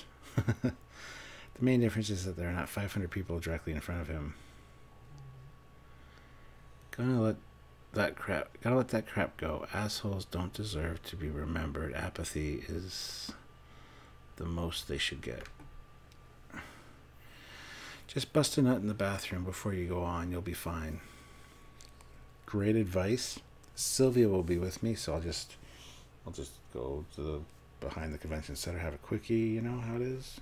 Yeah. You and I know the motivation is love for the epic. Jetaway Cleaning Services. If you could rewrite the Kirk death in Generations, how would you do it? Ooh, I'd have him jumping in front of Picard to take the disruptor blast that Soren had intended for Picard, and get Kirk and knock Picard out of the way and have Kirk die that way instead of the way he died. Evening, Stewart at Trekyards. I've woken. Hello, Peter Quinn. Hey, Captain. When you and Samuel went to Ticonderoga to see James Cawley's Star Trek sets and CBS shut down things there, did you guys think about just going home or hanging around to see what would happen? That was an interesting thing, because we were on the train from Montreal to Ticonderoga to see the sets. We were halfway there when the guidelines dropped for the fan films, and it hit us like a ton of bricks, because it's like shit. And when we got there, James Cawley was in a bad mood. As a result, he said no filming, no pictures, nothing. We were there for a few days, and by the end of it, he was doing interviews with us. He was letting us film. He was letting us wander around by ourselves. When we first got there, he was like, I want somebody with them at all times. There's need to be no pictures, no video taken at all. So we were kind of like, ugh. But does Sylvia say shuttle bay open when she spreads her legs? She might on occasion. Man, I don't even know why I read your comments. Good answer, Captain. For what? What did I give a good answer to? Weapons on the wall, Mirror Universe, Mirror Captain, Killing Time. I got a lot of weapons on the wall. Up here I got some Sai, some maces. There's some maces up here. If you go over here, there's swords. I collect swords. So there's a sword there. Highlander sword up there. That one's signed by Christopher Lambert. Got some katanas there. There's more on the wall over there. Hand and a half broadsword. Double-handed broadsword and a Scottish single-handed broadsword. There's a bunch more swords. I do collect swords, so there's a bunch more in the house. When are those videos going to be posted? Which videos? What do you think about how hard Doomcock has bashed STD? I can tell his hatred of Discovery is born from his love for Star Trek. It is, but you can't hate. That's not how any human should be. While I find him entertaining, I find him knowledgeable, I find him passionate, I don't find him watchable a lot of the times because of that. There's good in everything. Even something you hate has good in it. You need to be objective. You need to look at it from the good and the bad and report both. Because you can't say something's all bad, because once you have that mindset, it's game over. You're no longer advancing yourself, progressing yourself as a human being once you focus only on the hate, the negative. No matter what you're talking about, there is good in everything. There's even good in the JJ prize. I hate that ship with a passion, but there are some things about it that I like. And there's... to be able to admit that, I think it makes you a bigger person than somebody just says, I hate it just because I hate it, and I'm not even gonna give it the time of day. That makes you really close-minded, makes you small, makes you somebody that I don't want to be around personally. So when James Colley said go ahead and film whatever you want, I don't remember seeing those videos.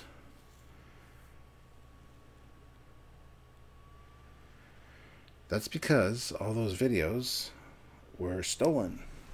They were on a laptop that Samuel was taking back to the UK, and we didn't have backups of them. And the laptop was stolen at the airport. So somebody has a laptop, or had a laptop, that had all of our videos from Ticonderoga on it. We did a Indiegogo update video on that. Samuel felt awful. He didn't even tell me for a month afterwards that it happened, because he felt really guilty about it. So that's where that stands. Captain, thanks for showing the sword collection on the wall. Well, that's not the collection. That's just a few of them. I've got quite a few more scattered throughout the house. I need to do a captain's log video on my sword collection. Very good, Captain. You may represent humanity in Q court. Yay. I'm not a fan of disco, but I'm interested in what Pike will bring to it. Yeah. Did you ever see the original Enterprise model in the Smithsonian, or ever plan on to someday? I haven't seen it yet, but I do plan on it. Of course, I plan on seeing it sometime soon. I mean, the second trip, The Wrath of Ticonderoga. The Wrath of Ticonderoga is the one that we got the footage that got stolen. The first one, we got a couple interviews with James Colley, which have been released. There's some behind-the-scenes captain's logs on the sets. But the main bulk of footage was the second one, The Wrath of Ticonderoga. And then we went back to Ticonderoga, and because Michael and Denise Okuda were there, and Doug Drexler, and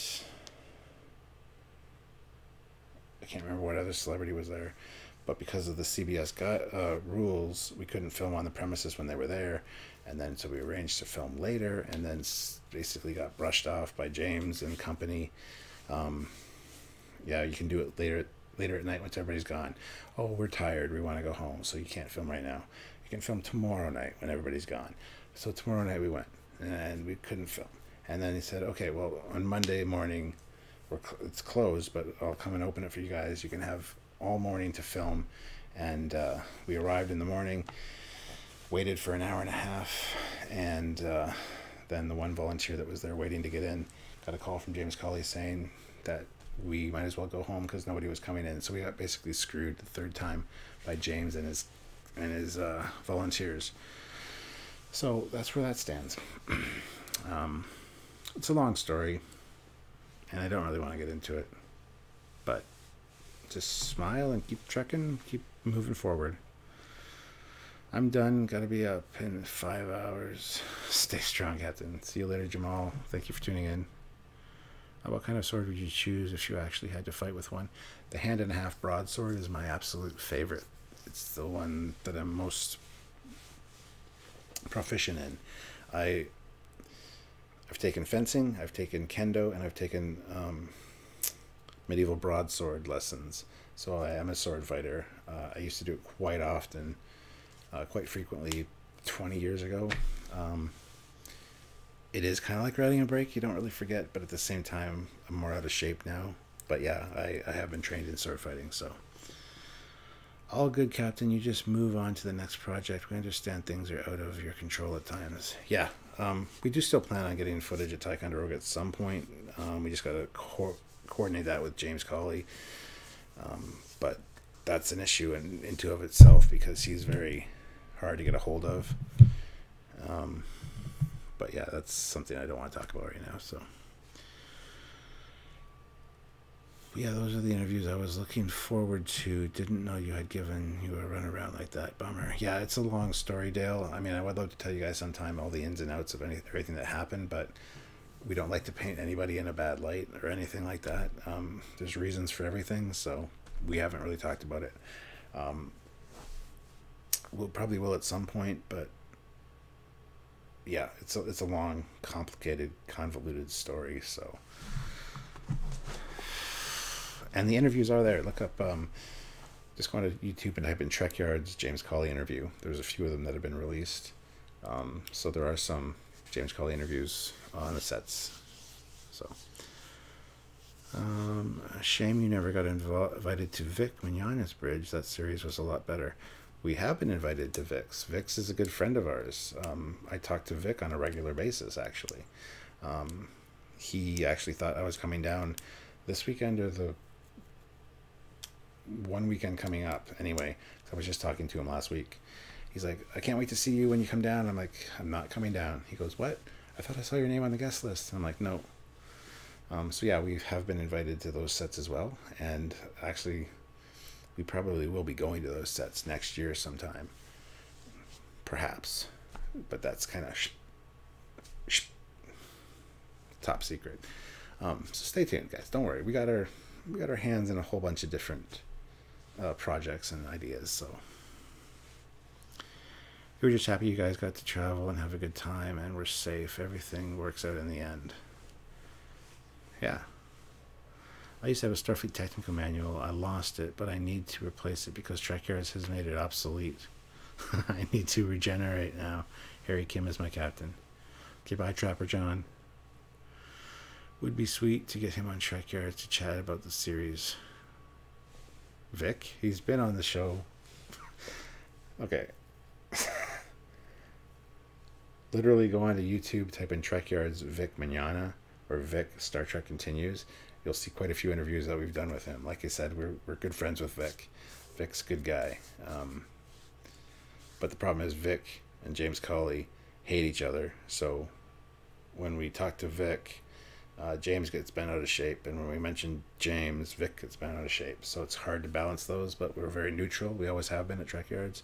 So we talk to everybody. So many figures and so many pies, right? Yeah, exactly. Vic Mignogna shudders. Okay. Sorry, I must have missed that. Yeah, go look it up. The Vic interviews are amazing, says Dale. Jonathan Elwin puts in $5 super chat, but no message. Well, thank you very much, Jonathan. Much appreciated. Makes staying up and talking to you guys and being on here for 2.5 hours worth it. I thought James and Vic both did great work for the fans. They did independently, and they did work together at one point, but then one perceived the other as screwing him, and blah, blah, blah. The drama behind the scenes is insane. But yeah, they both did amazing things for the fans, and I just wish people would get along and realize that it's all Star Trek. We all love it. We all want to be part of it, and to just put aside any petty squabbling or bickering and just move forward and do what's best for the fans, do what's best for the franchise.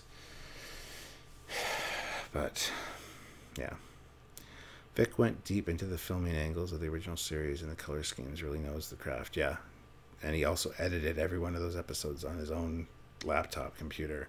Vic is an amazingly talented guy. Kudos to James, he got things started. Yes, James is the grandfather of fan films. It's always been said. He did fantastic work. He built these sets. He's got a true passion for Star Trek. And like I said, we don't like to speak ill of anyone, despite how we've been treated or whatever the story is. And I got to give James Cawley all the kudos in the world. He's an amazing guy. That's all I'm going to say about that right now. Vic is also amazing. Everybody we've met is amazing in their own way. But just the interpersonal relationships between these people makes the politics behind the scenes so sketchy and hard to wade through. It's cringy almost. And the fact is we know so much about all the behind the scenes stuff that it just, we could write a book. But like I said, we don't like to speak ill of anybody, or he said, she said, any of that bullshit. So we don't talk about it. So barrel roll in the Enterprise kind of threw me off of James' version. Well, that was Doug Drexler that did those visual effects, and he did that because he thought it was going to be a one-off thing, and he wanted to always do that with the Enterprise. It's called Newtonian physics, and technically the Starship should be able to do that. I thought it was kind of cool, personally. But yeah, Doug didn't think he would ever be doing it again with the original Enterprise, so I thought it was the one and only chance to do it. That's why he did it. And Vic knew the color of the walls was gravity. Yep, Vic was the one that told me that the captain's chair color was gravity gray. Him and John Broughton, who did Starship Exeter? Or Starship Farragut. Anyway, they both got back to me with the color of the captain's chair for the captain's chair that we just repainted. Yes, any more plans to chat about Red Dwarf? No plans as of yet, but I mean, it's always on our radar. We've done Starbug. We need to do some other Red Dwarf ships, though. When I think of Kirk, I think of Shatner, Vic, and James. Chris Pine, not so much. Yep. Vic Mignogna should be at the helm of Star Trek Discovery. Awesome series, guaranteed. Yeah. Hey, Captain, would you describe the Star Trek designers as normal, crazy, genius, eccentric, or a little bit of everything?